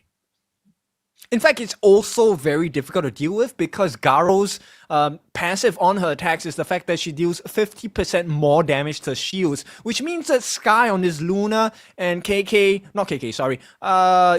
in the mid with this Angela is not going to have as good of a time even when they have their shields up. Yeah, so, I mean, that shield is going to be a non-factor for the side of Impunity. Meanwhile, they have a shield of their own with the Leaping Savior and the Unbridled Outburst, a lot of disrupt available. So it just all falls to execution. Both teams, they like to invade, they like to take resources. So definitely, you're going to see a lot of action in the early stages of the game just from the rotations alone. And Megumi doesn't go for the smite on his Zhangfei, actually chooses a safer route with the heal as well. So now Impunity actually considered one of the top teams in Myanmar, and they have actually consistently held the champion title all the way in various wildcard tournaments. So they are a very strong team to contest against. Yeah, there's a lot of people telling me that they're expecting good things about Impunity, but this is one of the teams to watch as well, right? Fearless Esports is the team that qualified and is the champion of the qualifier tournament. Yes, it is a different iteration. They lost some members here and there, but most of their team is still intact.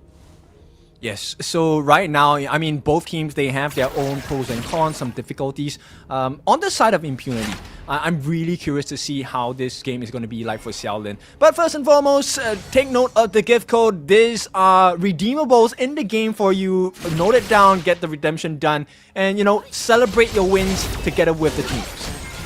Yeah, celebrate your wins indeed. And definitely for both teams right now, they're trying to find the space between the cracks here. Impunity Esports yet to be able to get a goal lead. And this is very uncharacteristic of them, right? They're playing extremely safe, showing the team a lot of respect here. X-Hero, he might potentially be in a bit of danger, but Jimmy is here to help. And Xiaolin gets the knock-up onto Sky, going into the back line, does not have any more mobility away, as the rest of the team will crash down, and Xiaolin gets the finish with the first blood.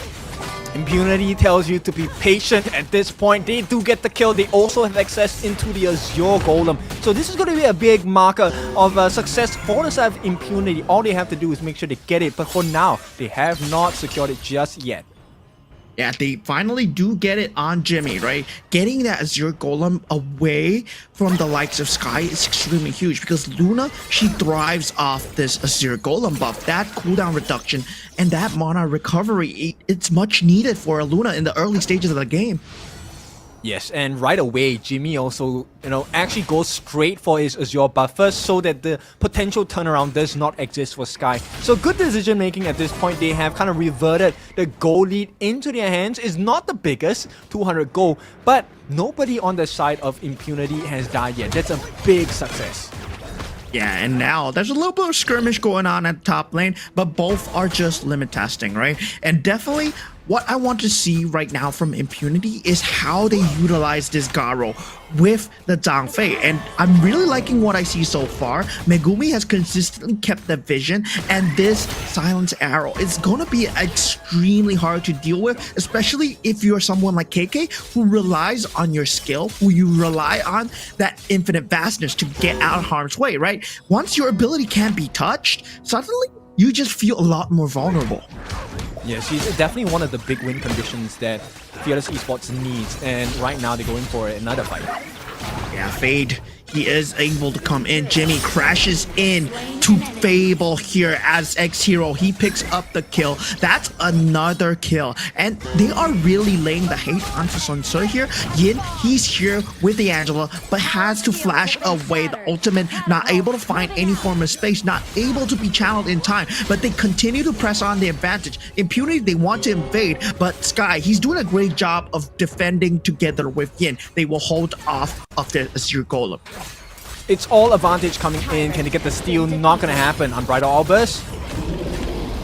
Yeah, not able to be caught on KK as Infinite Vastness has been found. That Silence Arrow not proving to be a non-factor for now, but Turret Buff is still in the hands of Impunity. They want to clash in on this turret, but now Sky, he is here, and team of Impunity, very disciplined. This is what I like about them, right? They're extremely disciplined. They know when to cut their losses. They know when to push the advantage here. And here's what's so beautiful on the side of Impunity, right? So there was one option they could do, which is to shut down KK in the lane, but they choose to go for Fable instead. And this is why it's so big in the market, because Impunity now, they are able to clear the clash lane much faster. This also limits the time that Fable has. He does not get that early rotation, so they know they're pretty much safe on the side of Impunity.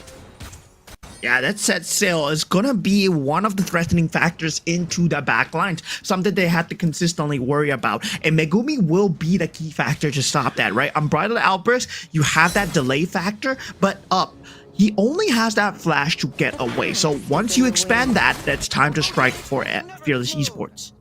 Yes, so Fable is going to try to hold his own 2v1. This might be successful at this point, but the pain point for Fearless is there's nothing else on the map they're open to, right? Up is so well protected by Megumi, Xiaolin in the mid is too mobile to be caught, so there's no open chances for Fearless to turn the game around just yet. Yeah, ready, gold advantage 1000, close to closing on that clash lane. That Byron, ex-hero, he's gonna have a great time versus Fable. But now, the rest of the members of Fearless Esports position themselves here on the bottom lane here. Jimmy is here to protect Up though, right? Up, he needs a lot of protection. And Sky, he's actually invading right now, found out by Xiaolin as going for this Azure buff. Jimmy is here together with a set sail from Fable, potentially trying to find something. Impunity, they do defend this for here, but Azure buff has been lost in the hands of Sky. That actually is a very important marker for the side of Fearless Esports, right? Taking that away, building up their advantage is definitely important at this point. If they can get a kill here, that would be great for the side of Fearless.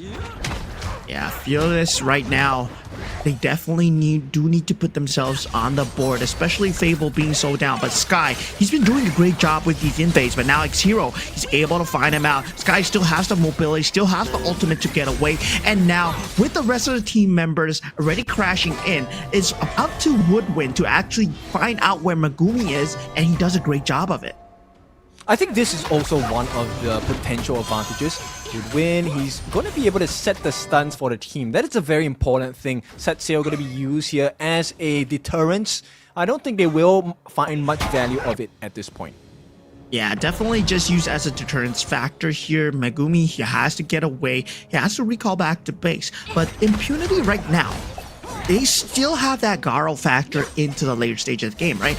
And if you think about it, they scale extremely well. Unbridled Outburst will soon be a very key factor in taking these team fights. Meanwhile, they're relying a lot on Sky here. Fable, he's in a bit of trouble once again. But now, Sky's online. With those invades, he's level 12, one level ahead of Jimmy. He has bided his time, and now he's able to deal damage to the backline. Now, with that ultimate being used, ex-hero might look like he's in a bit of trouble. He's trapped in between three here, unable to survive. As Sky, he gets the finish, and Sun Tzu, he is in that mid lane, tanking it up for the team.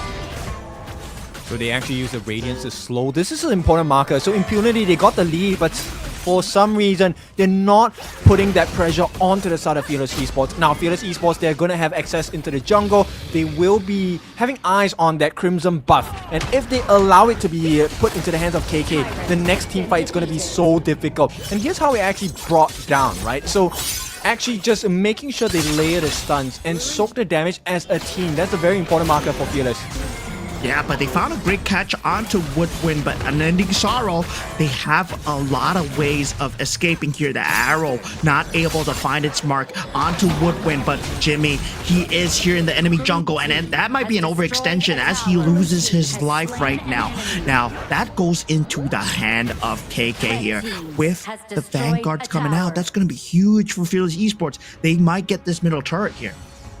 Yes, and it's also a race, right? So a race between KK and Up to see who is able to get that 6 slotted item first.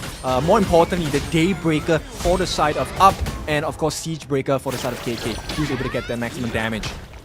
Yeah, now bit of skirmish between Xiaolin, and yet to be able to find some value on this Mai, but definitely providing a lot of vision factor, right? She has been hiding in this bush. Xiaolin consistently putting the threat in that enemy jungle, but now Woodwind, he's on the case, able to find him out, has to disengage. They don't know Jimmy's there. Yeah, Jimmy, I mean, he's gonna try to go for Woodwind, but Unending Sorrow? Well, that's something that you don't want to deal with, but Up, he does not have an iframe. No Unending Sorrow for you, but you're able to get out with your flash. That's a key utility use. Now, we go for the Tyrant. So once again, Fearless Esports, now they're actually out macroing Impunity, and this is a cause of concern. They do get it, commits the set sail as a defensive measure, so no punishment coming out from Impunity. Yeah, set sail, not able to find its mark. Megumi, he's doing a great job of being that front line. Unbridled Outburst being used just to survive here. Sky, he's still on his back here, trying to dive him down in this tier 2 turret.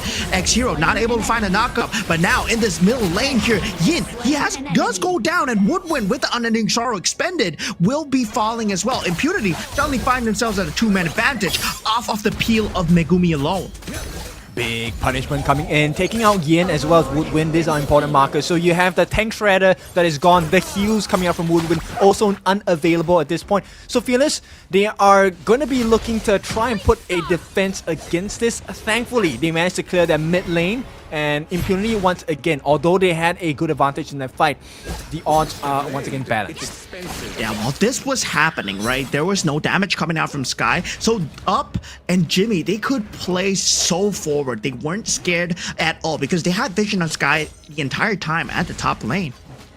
I think taking a split fight is definitely not the way to go on the side of Fearless, right? You can see they start to struggle against the damage that's offered by Up as well as Xiaolin and even, Megumi at this point when he uses his Unbridled Outburst. Yeah, now Up, he's under a lot of threat. Leaping Savior able to save him, right? Sky could have bursted him down. Now that lane pressure is going to be dealt with because you already see Fable. He's in position to kind of mark the players out, making sure that they cannot follow this Shadow Vanguard. But he might be putting himself in a bit of danger, but he does have the set sail to get away. Now Sky, he is going to collapse in on this Crimson Golem, trying to go for that steal, but now that turret is gone on the middle lane.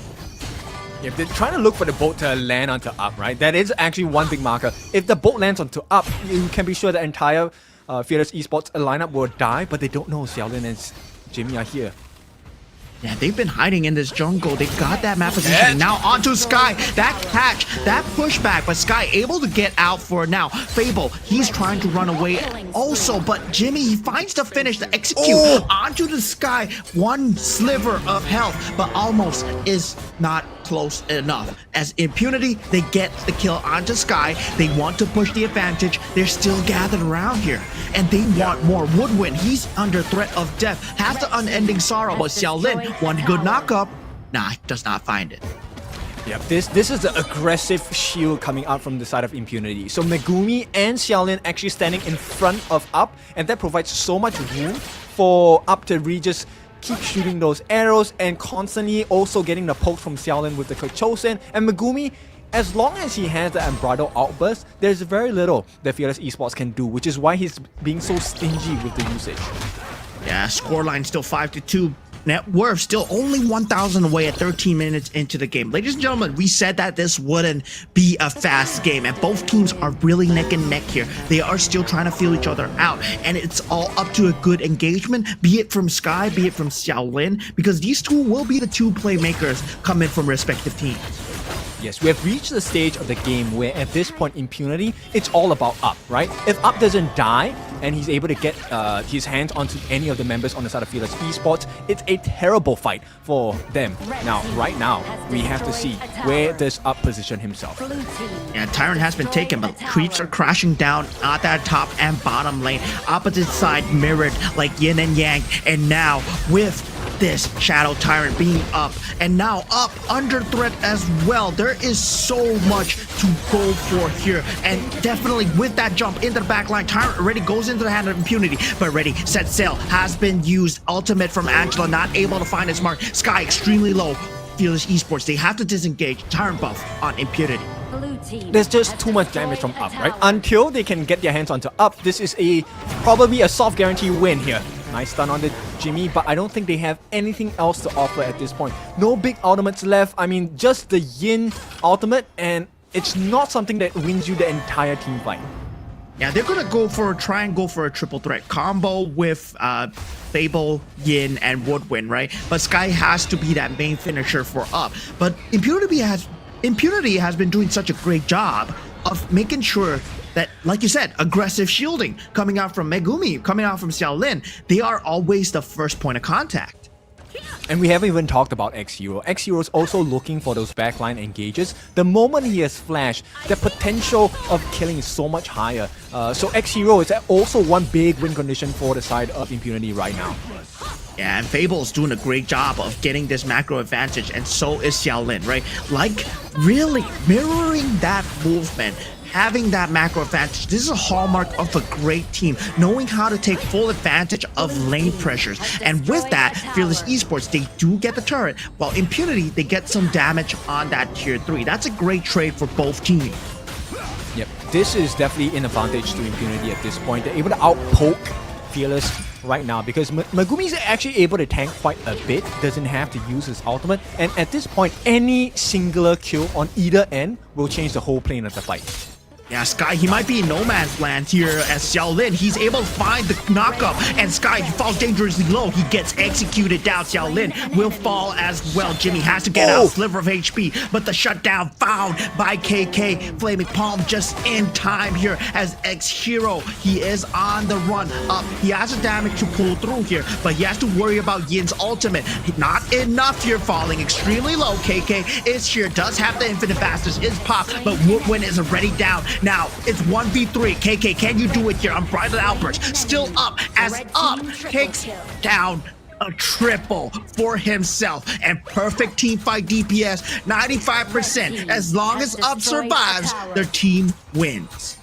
Yep, they maintain that very easy win condition at this point. Up, as long as he's alive, he's able to melt down the rest of the team. Nobody can actually stand up to his damage. This is the perfect reason why you pick a Garo into a lineup that Fearless Esports have offered. And at this point, every single T2 has been taken down. Look at what Up is doing, the amount of damage he's able to do. Not only that, he has also itemized in a way that is able to get him to lifesteal so hard, right? Blood Weeper giving the extra health when he's falling low, and the lifesteal potential is just too high for the side of Fearless to deal with.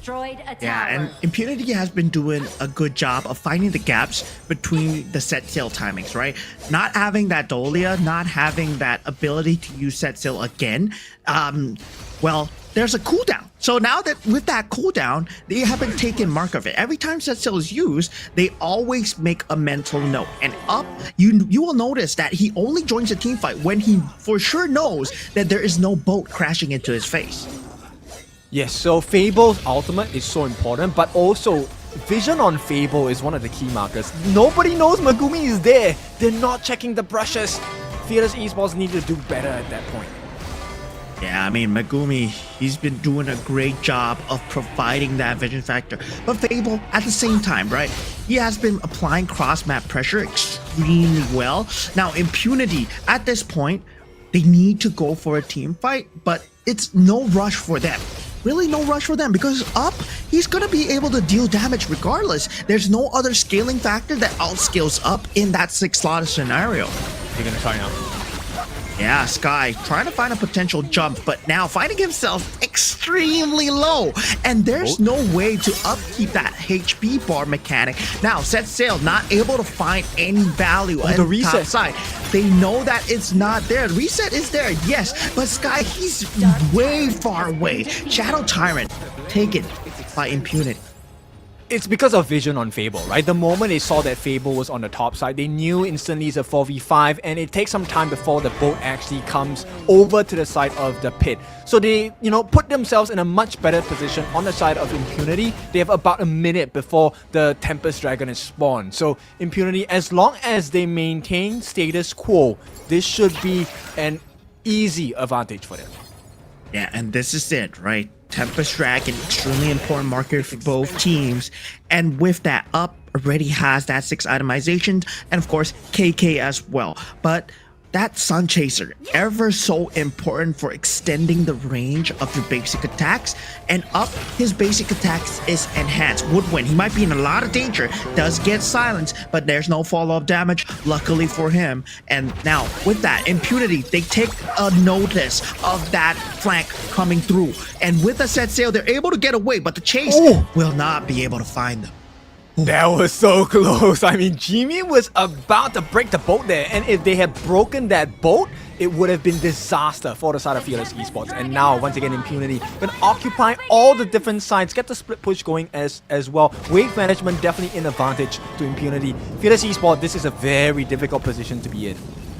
Yeah, and of course, Fearless Esports, they do get the first pacing on that Tempest Dragon, but ready with the rest of the team members of Impunity. They're falling in right now with Xiao Lin potentially trying to get a pick off here. Fable is still far away. He does have that set sail, but Tempest Dragon will be in the hands of Impunity right now. But of course, it is a beefy boy. That HP ever so important. Already half down, 38,000 left. They will go through it like butter if Sky does not engage. He's looking for a timing. He gets the steal on the Tempest Dragon. Infinite Fastness using the background. Sky has that Sage's Sanctuary, but Up does not as he falls. And that's the damage gone from Impunity. The crack has been found. Fearless Esports with the Tempest Dragon and 2 kills. They are going for more. X-Hero, he has to disengage her. Does he get the run away? He does have the flash, and Sky gets taken out in the background. Now, Impunity, they respond. Set sail, not able to find his mark because X-Hero, he will be in the other side of the terrain. Okay, there is a silver lining. I mean, that was a beautiful steal coming in from the side of Sky. He gave his life after that for the cause, and it's all about the map pressure, right? There is a broken and bleeding tier 3 at the bottom side of the map for the side of Fearless Esports. They need to get a tier 3 at this point, balance out the deficit, and hopefully, if any more kills come to the side of Fearless Esports, this could be the game in the bag. Yeah, they were to lose their tier 3s for sure, but now that Up is out and Jimmy is out as well, right? Fearless Esports, they have to tread carefully and they carefully disengage. They go for the enemy resources. They give up on this push knowing that Sky is not around. That's going to be the main backline dive, and I really respect this decision.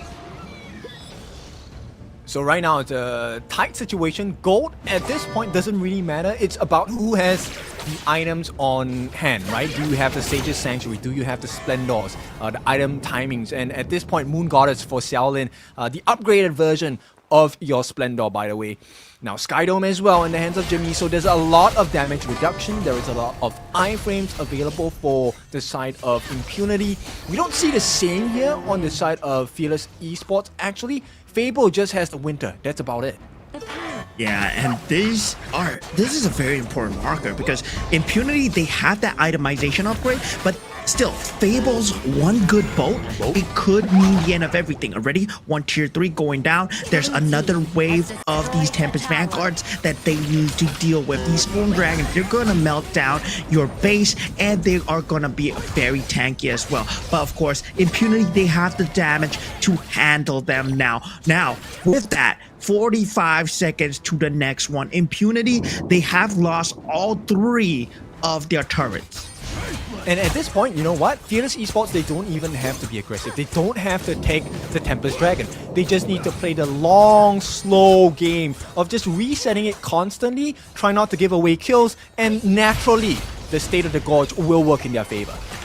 Yeah, Sky trying to potentially look for an engage there. Ran into a Megumi who was checking the bush. Now, Fable, he is here. He does get the flash in. That's up, down. That is a huge catch. Fearless Esports, they're gonna capitalize this. Xiao Lin, he's extremely low in the backline. Has that jump away. KK, though, he is falling. Has a Sage's Sanctuary. He's now that second life. He will be responding. And now that's 2 members of Impunity Esports gone, but the base will fall as Fearless Esports, they take the first game of the series. Calm down, calm down. That's what, the Fearless Esports boys are telling each other. I mean, that was definitely something that was really heart-wrenching for the team that is Impunity. Got the Tempest Dragon stolen away right under their noses at the most critical moment. Yeah, and that was a critical moment, right? They were actually way ahead in the game, given that they had the lineups. They took down the tier 3 in the bottom. That lane pressure was working for them, but they couldn't spot out Sky, who is the MVP of this game. And of course, he did a great job with that kill theft. That changed the entire tide of the game. Which is so crazy, right? Because at the start, I mean, for the entire duration of the game, Impunity were the ones in control of the brushes. They were the ones getting the hiding, and they were also the ones doing the seeking, right? So Sky was consistently caught out. The 4 deaths that he had all came from being blindsided by the different members of Impunity. And the one time that Sky was able to find a situation where he did the blindsiding, it was a Tempest Dragon steal. Crazy. Yeah, and this just goes to show how advanced these 2 teams are, right? Because we are at the stage of the game where the kills and deaths don't matter, and they reached there with such precision. There was a lot of macro gameplay going on. The farm was secured nonetheless. The kills were happening. No snowballs were given, and they traded resources equally. There's a lot of map plays that need to be dissected here. Yes, and you know what? Even before the Tempest timers at 20 minutes, these are also important markers because everyone has hit mostly their 6 item slots. It then comes to item switching. How many Sage's Sanctuary do you have? You only have 2, right? You only have 2 charges of those. When do you actually give those charges of Sage's Sanctuary away? And at that timing, during the cooldown, that is the most vulnerable position you're in, because when you lose members like Up, who is down for 30 seconds, there's very little you can do. He's the main damage dealer on the side of Impunity. Yeah, and of course, Up going down 2 times right there was just the icing on the cake for Fearless Esports. They already got the Tempest Dragon Steel. They already got all 3 of the outer turrets, but that catch coming in, right? From Sky, from Fable, the ability to jump on Sun Ce even without the boat. Fable has showcased that really clearly, and that's something that you really need to be scared about. Look at the gold graph here. It was anyone's game. Yes, and which is kind of crazy because Impunity, I felt like they had a pretty decent grip on the game, right? They were actually monstrously strong at the later parts of the game. The moment Up his itemization, they had the tank from Megumi, and they also had that poke damage from Xiaolin as well, but they couldn't convert, so it was just unfortunate. And the one small mistake, like you said, there's only 2 deaths onto Up, but he died at the most critical and painful times. Yep, and there was a lot of timing found all by this guy, Sky here, right? 2, 4, and 5. Yes, he might die 4 times. Does not matter. His deaths were not in vain. Damage taken 30%. He was frontlining and dealing damage as well as finding farm. There's a lot of value in just him being present on the team itself.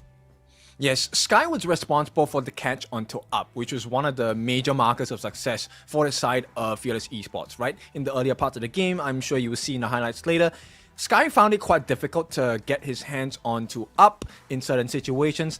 There were a couple of times he managed to touch Up, but he didn't have the damage, and there wasn't enough backup coming up from the team because either they're trying to clear the lanes or the items were not up yet. So late game really was that shining gemstone for the side of Fearless. Yeah, and the jump coming through at the last side, it led to these critical moments. I gotta say, both teams, they played an extremely clean game. They played their hearts out for this first game of the series already, and it just led to one team making the right call at the correct moment, right? You saw that, yeah, they were matching the macro movements. Fable, he was doing great on the macro, but Xiaolin, he's doing the same on the other side. But now, Sky, yes, he might fall down first. He gave away the first blood, but there were trades upon trades, and recovery was well done. Very clean understanding, right? So they wanted to make sure that Fable did not have a good start to the game, which allowed them to really get a snowball because the turnaround potential of the set sail did not exist until much later into the game. And there were a couple of situations where Xero did make a couple of minor mistakes, not by his choice. These were forced errors. And this allowed so much attention being put into the clash lane that Up actually virtually had a pretty simple game.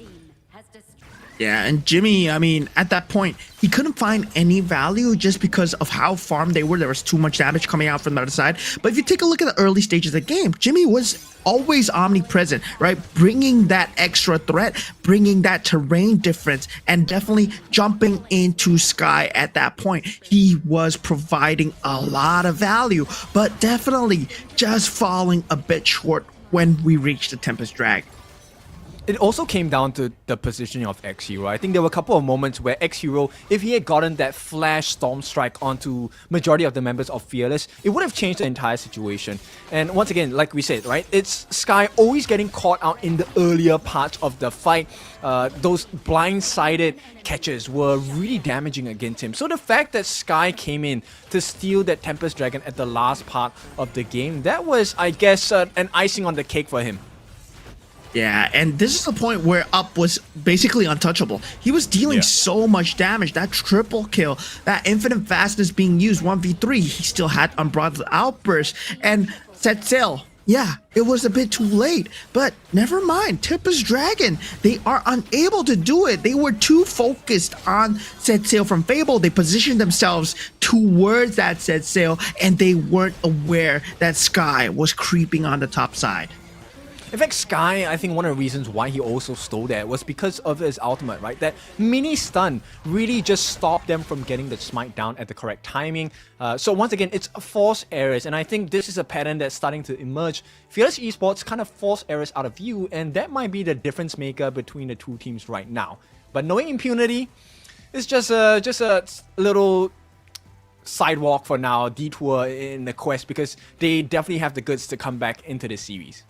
Yeah, it's just a small bump in the road for the Impunity boys, because definitely for them, they still played a very good game. And of course, they had to be proud of how they played. And definitely, there are some things that they feel that they can do better, but I'm telling you, I mean, this is one of the highest levels that you will see. Impunity and Fearless Esports, they show why they are the top two of the regular season right now. These are the teams to watch. And another team that I feel that would do very good in the fray is actually Paws Gaming, right? Because they are so head on in the gameplay style, but now with the second game on the horizon, what do they do here? It's just breathing time for them. They use these heroes. Impunity Esports, we've been here before. We're going to try again. Yes, there's also a couple of different iterations, but similar playstyles. If they want to go for the early game aggression again, then Fearless Esports, they can kind of contest for the pay. And at this point, you know, it's a stock standard matchup, the pay against the Jing. This is one of the very apparent and very consistent matchups we have seen across the board. Across the global games and leagues in the team as well, right? So Impunity, maybe they want to match up with an assassin jungler as well. I think the Fade was a good pick in that first game. Really helped create space for Up, because everyone is focused on protecting Fable in the clash lane on the side of Fearless. Yeah, there was a lot of resources being used right there from the side of Fearless Esports as well. Of course, if you didn't know, right, Sky on Luna is one of his signature picks as well. So definitely, I mean, Impunity, they have prepared for that, and feels like the preparation was enough, but it just fell a bit short. Now, they don't have that strategy available, but similarly for Fearless Esports, they won't have that available either. So that's the good news. Sky's Luna is out. But something else that you need to watch out for is also Sky's Jing, because he similarly plays a monstrous Jing as well. So that's one of his other signature heroes. But Pei is extremely scary in the hands of both teams. So both teams, they play them very differently, but they are also very good in terms of macro and micro. So let's see, right, as we head into the BP, so Global Ban Pick. Once again, if you are uninitiated, don't worry, Global Ban Pick means you won't be able to use that hero you have picked for your team a second time. You can only use it once in the series, and because it's a best of 3 series, you will not have an opportunity to play it again. So I think right now the game plan is maybe let's just ban out the pay, right? Get rid of the pay, and then we can pick up those big assassin junglers. But Impunity, this time they are on the blue side. They will be prio pick. Will they pick up the pay for themselves? This is very interesting because Impunity on this first ban here, right? First ban, first pick, they can set tempo really hard, especially if they want to go for those trap bans as well. They can potentially take out what Fearless Esports going for, but they go for the pay instead. They don't want it in the hands of Sky, and Sky for a good reason, right? He's been farming the MVPs. I mean, that's his 3rd MVP right now, so that puts him officially at number 1. Okay, and now Fearless Esports, they ban out the RLE, and mine is also going to be banned out. I'm curious to see if they ban out the Lung. They will ban out the Lung as well. So, big winning conditions now going to be opened up with a different frame. Dharma, now number 1 on the side of Impunity. We still have the Dolia, we still have the Diadea. These are all open options for both teams as well. Yeah, and definitely for the side of Fearless Esports, they're going with the standard of that Jing indeed, right? Not being banned out. Sky, It's one of his signature heroes. With the board, it pairs very well as well. If you lock someone in the board and the mirror domain is up, it's going to be very scary. Impunity here, right? They go for the Liang. Do they go for the Princess Frost? They do. They have to, right? It's a very early game composition, also works well into the late game simply because of the amount of control they have. Now, those of you that are unfamiliar with this composition, it requires them to get the catch. Level 4 from the Liang with the power word control gets the setup, and then you have the free freeze, frigid prison second skill for the Princess Frost, going into winter is here, the ultimate, right? So the very simple combination. Impunity trying to bank off of that as they go into the second half of the banning phase. Marco as well as Liu Bang both banned out respectively from Fearless and Impunity.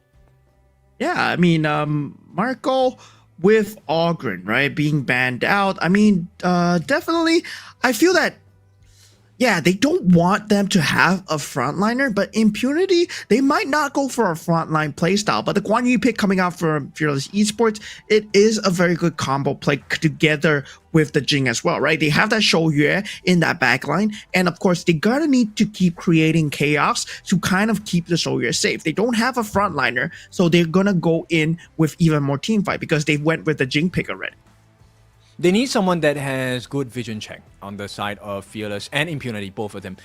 Impunity have a very good vision check actually, right? Xiaolin on this Princess Frost with the Shattered Eyes, her first skill, able to check brushes without actually going close. So this is going to be a very important marker. And the fact that Up has a channel, those traps are going to be so useful to not only activate vision across the map, but also deal a little bit of damage. So with the help of the Mankey on the side of Impunity, this is actually a pretty strong draft. They just need to make sure they don't get their camps invaded by the side of Fearless, which I expect is going to be the #1 objective of Fearless going in. Yeah, ladies and gentlemen, this will be game 2, right? Match point for Fearless Esports. If they win this, they take the series 2-0. And of course, no team is going to get eliminated. This is still the regular season. They're fighting for points into the playoffs. This is the top 2 seeds going at each other. Currently, Fearless Esports, they have a point for themselves. And of course, winner of the Wildcard King series will be going to KWC. I think this is a very difficult match, honestly, for the side of Fearless Esports. They need to make sure that Fable has a good game. And I think there's going to be a lot of attention paid into trying to break out that combination between Megumi and Xiaolin. If Fearless Esports can break this combination, maybe get a kill onto Xiaolin or Megumi, then maybe the game isn't as hard. But if it goes status quo, Impunity have a perfect series to play here. Yeah, speaking of perfect, what perfect timing to get your gift codes now, ladies and gentlemen. Thank you for watching the games. We're here with us, and this is a banger of a series. But first, open up your Heroes Honor of Kings application, and on the bottom left, you're gonna see that menu button. Click on the community, click on the CD key, and then you can just input the code. You can get up to a free epic skin. Okay, so camps traded for both teams. Fable actually gets that first camp on the top, and on the bottom, Up gets the camp away from KK. So they make trades in both lanes, advantages going to their respective lanes. Yeah, advantages. I mean, at that point, right? Both teams, they are trying to go for this invades here. And Impunity, it just seems like they have much more of a layered structure with this Dream Roam coming out from Jimmy, right? He's gonna be a tanky little boy. And of course, for Sky, it's going to be about accessing that back lines. If you can find where Xiaolin is, that's half the game won. Yes, and it's also very reliant on the fact that KK lands these snipes in the early parts of the game. Actually, every snipe increases the win potential of the laning phase for the side of Fearless Esports. Meanwhile, Impunity, I think if they can actually successfully shut Fable down like they did in game #1, then they can actually build off of this lead. So far, both teams are playing a little bit more safely because they know what's at stake. Yeah, very reserved gameplay, trying to feel each other out, but at the same time, there's a level of respect being shown. And now, with that, they need to worry about where X-Hero and Fable are pathing towards, especially in that 4-minute stage of the game, where both of them are trying to open up the team fights. They will be trying to make the main plays in the game. Yes, you can see the movements from both teams, right? I want to highlight for Yin as well as Woodwind, so they're both taking thrushes. And at this point, oh, Dream Rope. Yeah, Dream Rope being used, power word suppression onto Sky as he is going to go down. Winter is here, very clean combo. Megumi goes down, but it's going to be a favorable trade coming in for the side of Impunity. And now Woodwind, he might find himself in a slight bit of a tiffle, but he does able to get out. Oh, that's a nice save from Fable, and actually pulling away the Crimson Golem, so there is time to be bought for Sky to get it on his hands instead. Now, this is where that fight really comes down, right? So Woodwind's job is very simple. They don't mind getting caught out by Megumi and Xiaolin in the combination. All they have to do is for Woodwind to stop that ultimate from continuing. But the timing wasn't as clean from the side of Fearless Esports, so Impunity gets the better trade in that engagement. Yeah, and right now up, he is definitely having okay time versus KK, but they've both been trading farm, right? And in terms of range, I feel that Chouyue, he's gonna have a lot of advantages when it comes to the poke advantage. Now, with the launch pad, actually, Yin on the Yi Xing, he positions himself in such a way that 4 minutes in, that Tyrant fight is going to be there. Teleportation circle being used from Jimmy already, has the Dream Roam available. That snipe is not going to deal a lot of damage to KK, but eventually he's going to whittle him down in the later stage of the game. Now, with Sky not being online, that kill was huge because this objective trades, I feel at this point, Jimmy, he's going to be unkillable. Yeah, see, in fact, he's tanking all of the hits from KK, and there's nothing to show for it. Yeah, the world is my board, being used here, mirror domain as well. That's a lot of committal of the ultimates. Those are high cooldown ultimates at this stage of the game. And now with 4 minutes, this Tyrant is up, Snipe not able to get a kill steal, but now Jimmy, he does pick up that Tyrant for his team. Impunity now have that 90-second Tyrant buff. Fearless understand it's a risk if they actually went for the contest. It's better to make sure that you guarantee you have your Crimson Golem, which is coming up right now for Sky. Yeah, it definitely is. They need to keep track of their own resources. And now, with those timings, right? 5 minutes in, 14.7k, 14.3k in terms of net worth for both teams. They still have all their battle spells up. They can use those flashes to engage. But definitely, we need to see the movement coming out for X-Hero, like we stated earlier. His truth mantras catching onto Sky, or potentially the same thing again, power word suppression onto Sky. I want you to notice how Up is positioning himself. Every time there is a different objective on the map where Impunity are putting more members, he's playing really safe. Both teams, I mean, they know how to work their way towards the map, and now with this engage, they actually group up. If you take a look at how Fearless Esports, they are actually grouped up, they do have a timing for Impunity onto KK, but KK with the camouflage is able to get out. Oh no! The getaway, and now Megumi, he's in a lot of trouble. The Tremor Smash is coming through. Megumi goes down, but that's gonna be it, right? And Megumi going down, I mean, it's huge for Fearless Esports, but at the same time, what's bigger is KK does not go down. Yes, it's an overzealous movement here. I mean, the moment they committed, it was very clear to Fearless, and right now they will try to give them a taste of their own medicine. Yeah, definitely coming through mirror domain in that back line, but already clean disengages coming out from side of Impunity, but their sights is on the tower, but Sky, he overextends with the mirror domain, gets shut down from the turret alone. That's a huge blunder coming out from the side of Fearless Esports. Now suddenly the pie has shifted over to Impunity. It is their game, but what Fable has done is very good macro control on the top side like we saw in the first game. Yeah, once again, making it so difficult, pushes that Crimson Golem away from the camp so that it resets. At the same time, look, Fable has given that save condition for the team, so he actually took the T1 during that skirmish at the bottom as well, so he's helping to maintain the equilibrium. Now they might be going for Jimmy, maybe push him away and try to alleviate the pressure in the mid lane, look for pressure elsewhere in the map.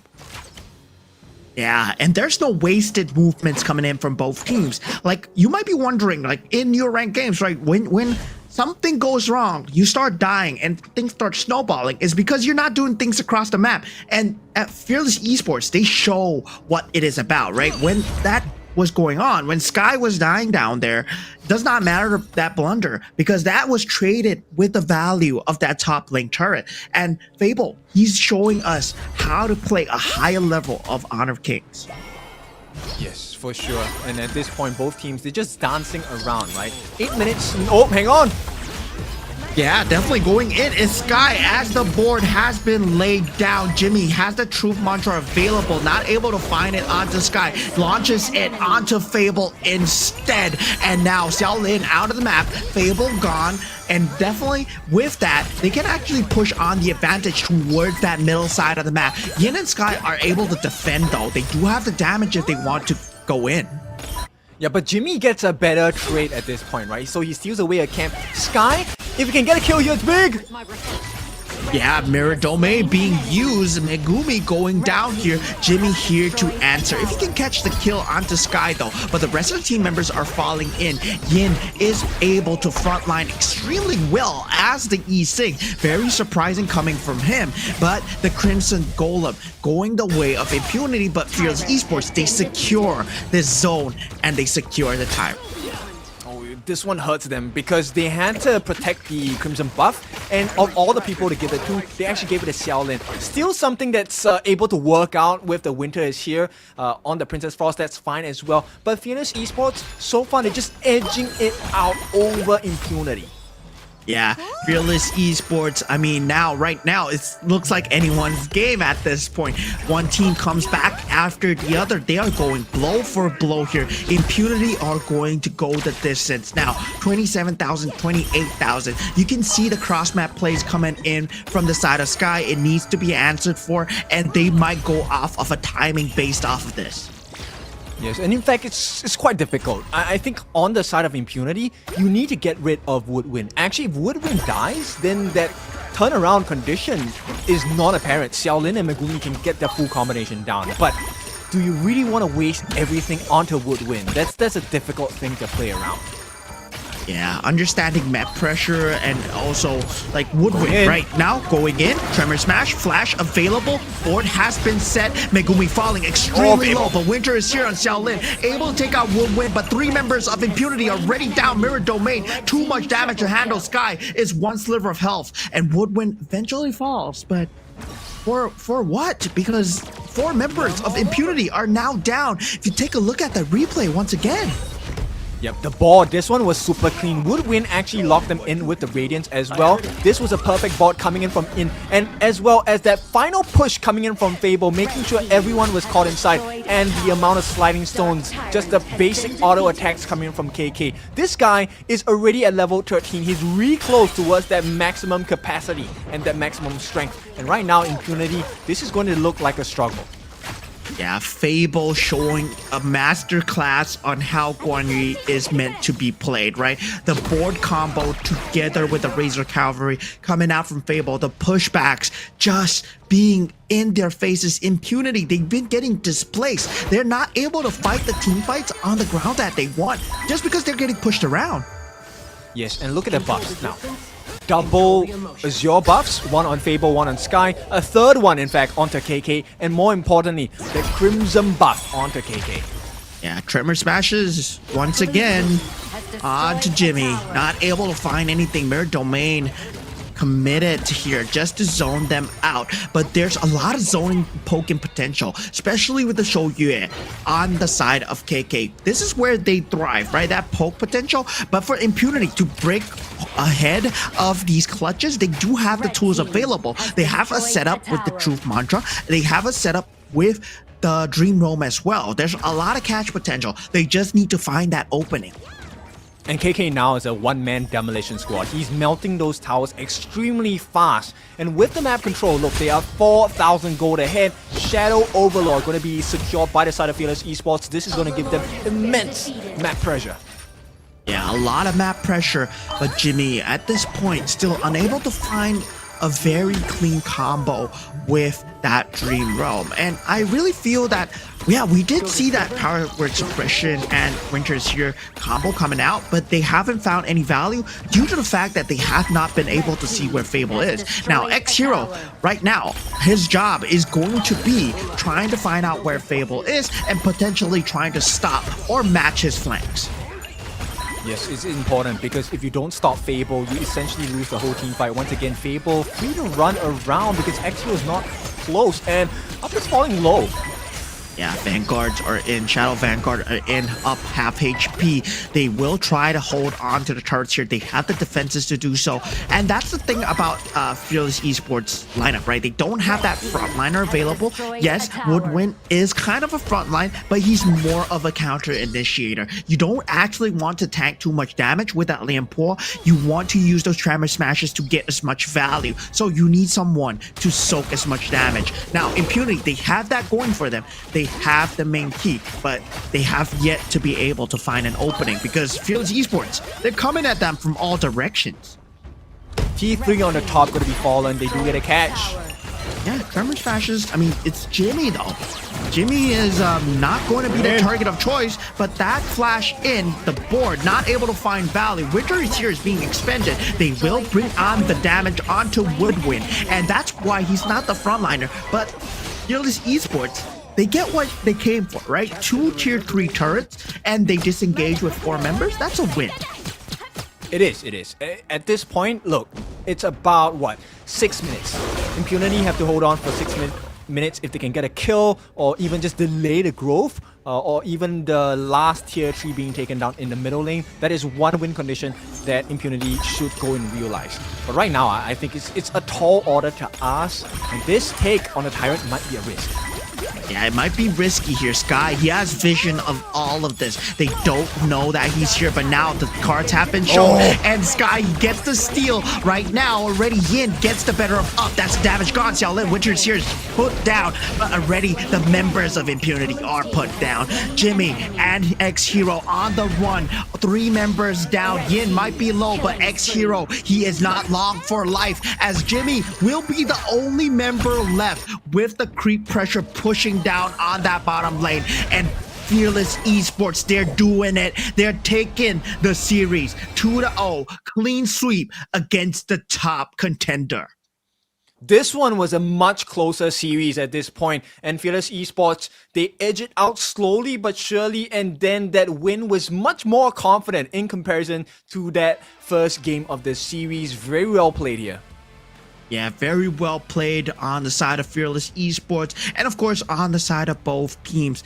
Really, both teams, they played that extremely well. Fearless Esports, though, Fable, I gotta say, man, this man on the Guan Yu, he found the opening so hard, and Yixing with the boards, despite the fact that the boards, they look kind of questionable, but Fable made it work. It was all part of the plan.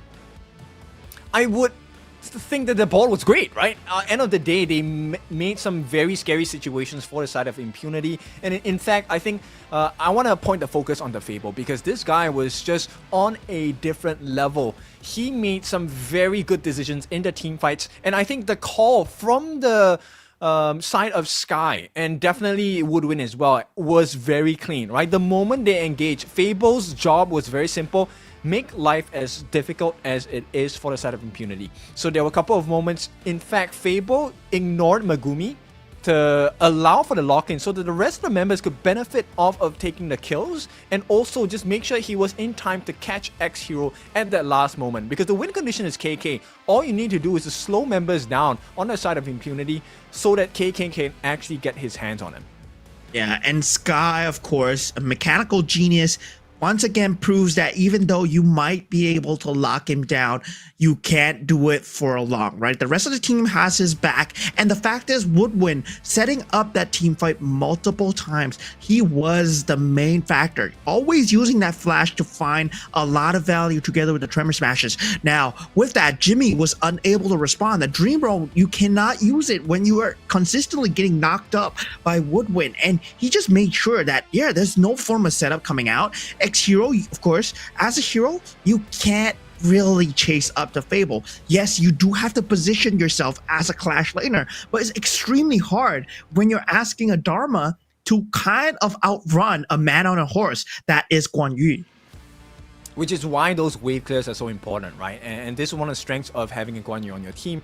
The wave clear is pretty decent, like comparable to X Hero, but end of the day, when you have the level advantage, you have the wave advantage as well. Bear in mind, these are super minions that are marching down onto the Clash lane. It's very hard for X Hero to clear them. And when there's a delay in your rotations, this is where the lineup of Fearless Esports shines. Because look, they may not be the most tanky. Woodwind, yes, he did soak quite a lot of damage, 76,000 in fact of hero damage taken. But when nobody's able to touch KK, then you start to see, right? Oh, all of the farm goes to this Soya. He's just gonna melt you guys down.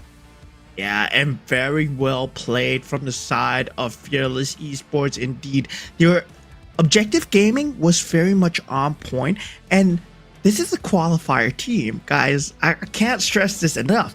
They qualified through qualifiers. They're not one of the mainstays here, but they are looking to be the top contenders. And now I'm very looking forward to see what's going to happen in the playoffs, how Impunity adapt as well, because right now there's going to be a lot of lessons, right? Taken away from Fearless Esports, how they play the jungle on Sky, how much homework you have to do on this guy. You gave him the Luna. You gave him the Jing. Those are his signature heroes. And even I know that. So Impunity, they were trying to kind of match up against that, but seems like Sky is really too good on these heroes.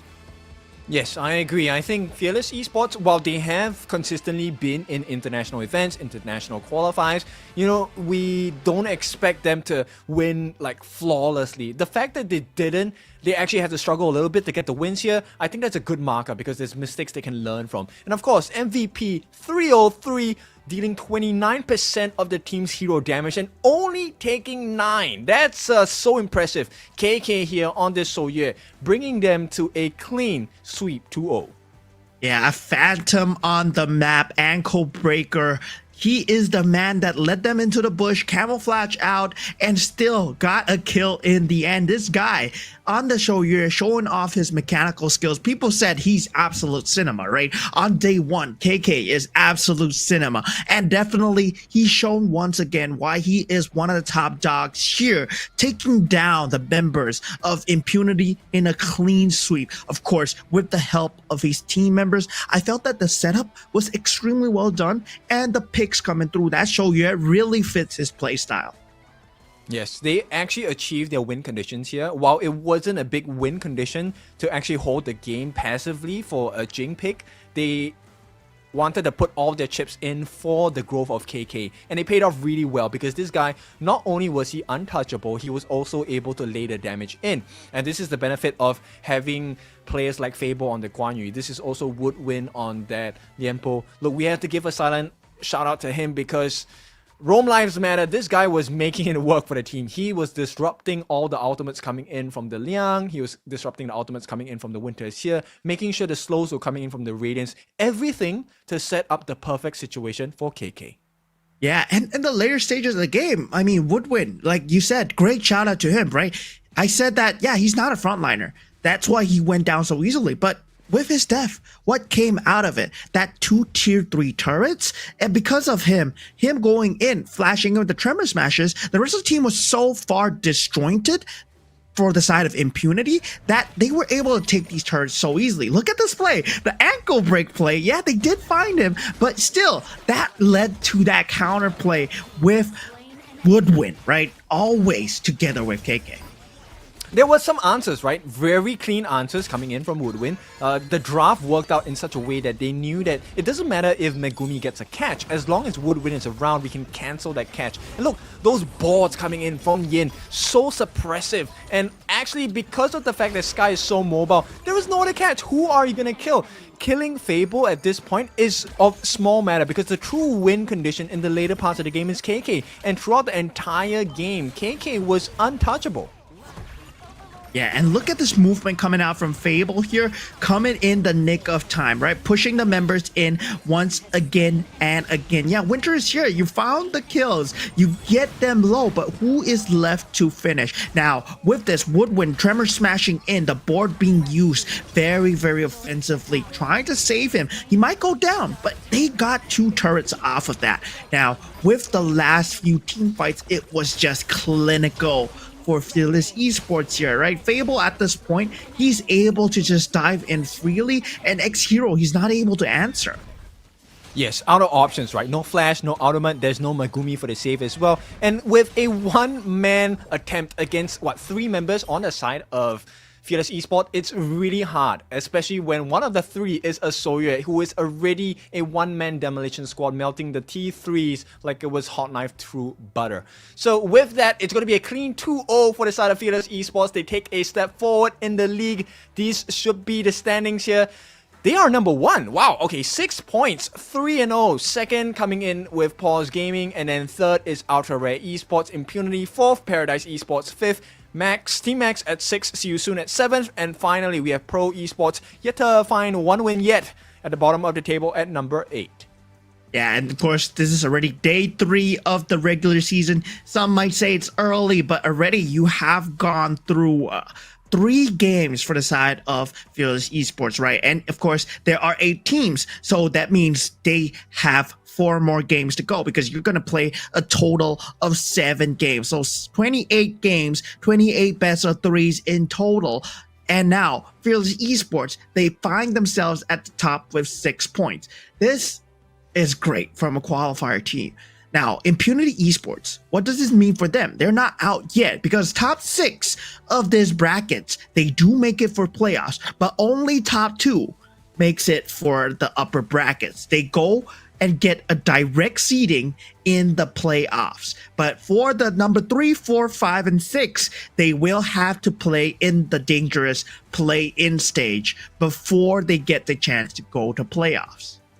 Yeah, so Team Max, see you soon, as well as Pro Esports. The 3 of them have to really duke it out, because their points are really close, and then that will decide who is going to take the final slot of the 6th place to go into the play-ins and playoffs at the later parts of the tournament. So this is super important, and with that, it has been great. It's the last series of the day. It's been your favorite kind of tofu, Kindofu. We hope you like the games, and of course, joining me today was Moman. The both of us are hopefully gonna see you in the next few games of the Professional League for Wildcard Series Spring Season 2025. We'll see you soon.